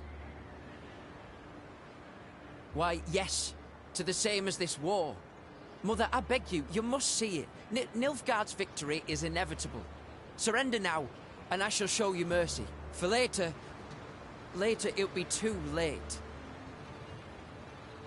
There will be no later. We shall repel them, drive them south at the points of our pikes. This we, Mother? Who precisely do you mean? You stand alone.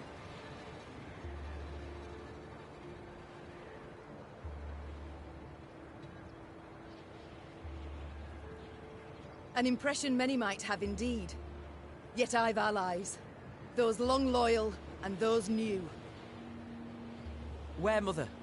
In Zerrikania? For here, in the north, why, there are none. The fight is done. Your friends from Nilfgaard will learn that is simply not true, when their ignorance bites them in the arse. So you aim to persist?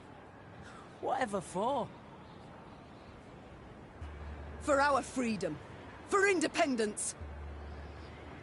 Curious. I could have sworn it was for your ambition, to soothe your wounded pride. When I was crowned, a fact you deride, though that makes it no less true, I swore the good of my subjects would guide me. And a war we are doomed to lose cannot in any way benefit them. And slavery can. You know well the Blackclads put peasants in chains, like cattle.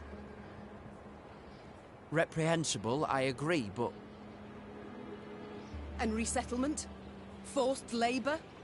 Cruel laws that make death the punishment for the slightest offenses? Are those benefits? Well, answer me!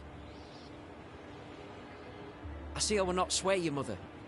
A shame, though I take comfort in the fact I tried. And now, adieu. Oh no, I, not you, will decide when this conversation is over. Oh, have we anything else to discuss?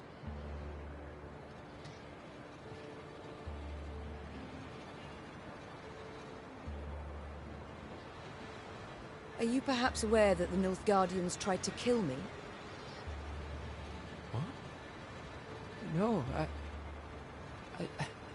I heard only about an avalanche.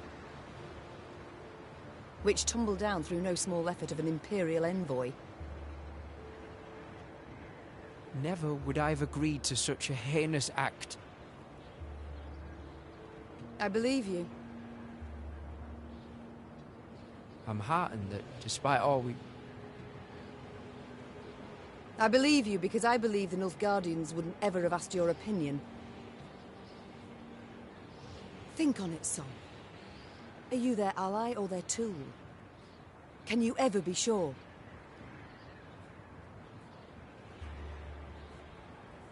I am the king of Lyria and Rivia. To serve my subjects' best interests, I am prepared to make even the most painful concessions.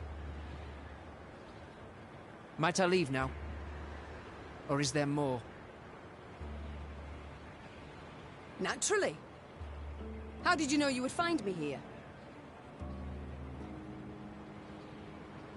I received Nilfgaardian reports to the effect that you've been seen in the past.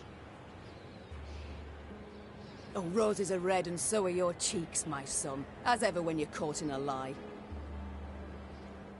Lyria is 2 weeks' travel hence. Had you received word only once I was here, we'd have been long gone from Mahakam by the time you assembled a force and completed the march. No. You were forewarned of our intended route. It means I've a traitor in my ranks. Another one. Get out of my sight, villain. And pray we only ever face one another on neutral ground.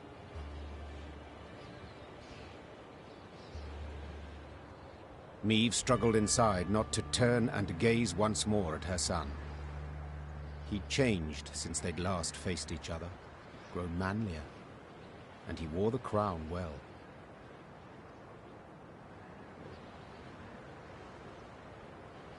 The Queen returned to the banquet hall. Her advisors shot her questioning glances, curious what she had discussed with Bruver. But Meve decided to keep the details to herself. One of them wore a Nilfgaardian lead around his neck. Until she knew who, she would have to remain vigilant. Feasting's done, Reynard. We must consider our next move. I've thought on it, Your Grace. We've strength enough to hit the foe, but still not the numbers to face him in open battle. So what do you propose? This war we cannot win alone, nor even with the dwarves at our side. But if we secure a victory, small yet symbolic, we shall show the other realms of the north all is not yet lost. Thus, I propose we attack behind the front lines, somewhere well clear of any major Imperial force. Where would you suggest? I'm considering Angren. To begin with, a thickly wooded marshy land, always helpful in clandestine operations. Secondly, the land's strategically important, as it's the chief source of building material for Nilfgaard's fleets. All too little, I fear. Since we require a victory that would be symbolic, we must strike where it shall hurt, and Angren...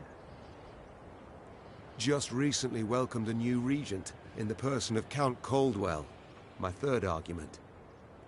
Naturally, if Your Majesty wishes, I'm prepared to present alternatives to this. No need. We march at dawn.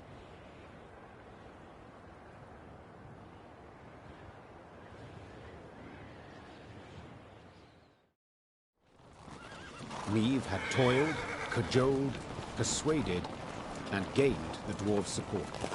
She left Mahakam strengthened, markedly. Even so, the Queen was in a foul mood. For it was clear a traitor, a viper, nested among the Lyrians. Someone who had conveyed the Queen's plans to her foe. From this moment on, Meve would need to weigh every word she uttered, even in the presence of her closest associates. Your Grace, we must plot our course forward. Shall we take the western passage into Angren, or... Not now. When, then? Dawn approaches, yet we know nothing of where... I will not repeat myself. The Queen knew she would learn the traitor's identity in the end. If need be, she would tear the name from the throat of another turncoat, Count Caldwell. Meve drooled at the prospect of seeing Caldwell in chains, then passing him to the hangman. Saddle the horses. I shall take the fore. The time for diplomacy, for preparations and negotiations had gone. Meve was to attack her foe at last, and she could not wait to do so.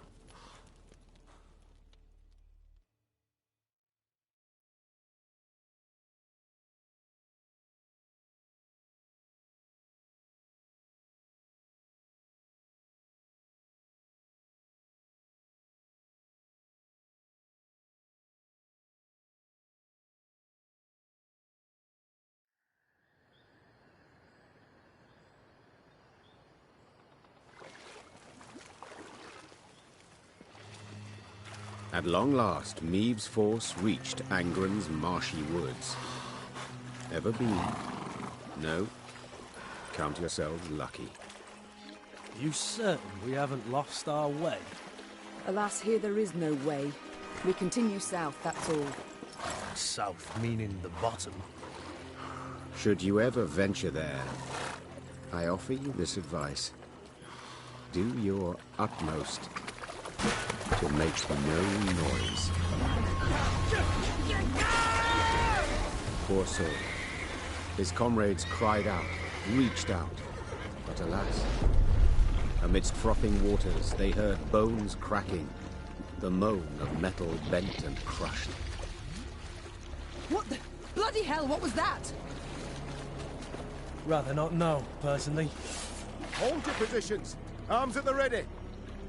It was a glusty war. One of many the Lyrians would encounter along their path. But let's not get ahead of ourselves. At last, Meave and her force stood upon the Yaruga's bank. To find and punish the traitor Caldwell, they would have to cross the river. Yet the sole bridge nearby was in Nilfgaard's hands.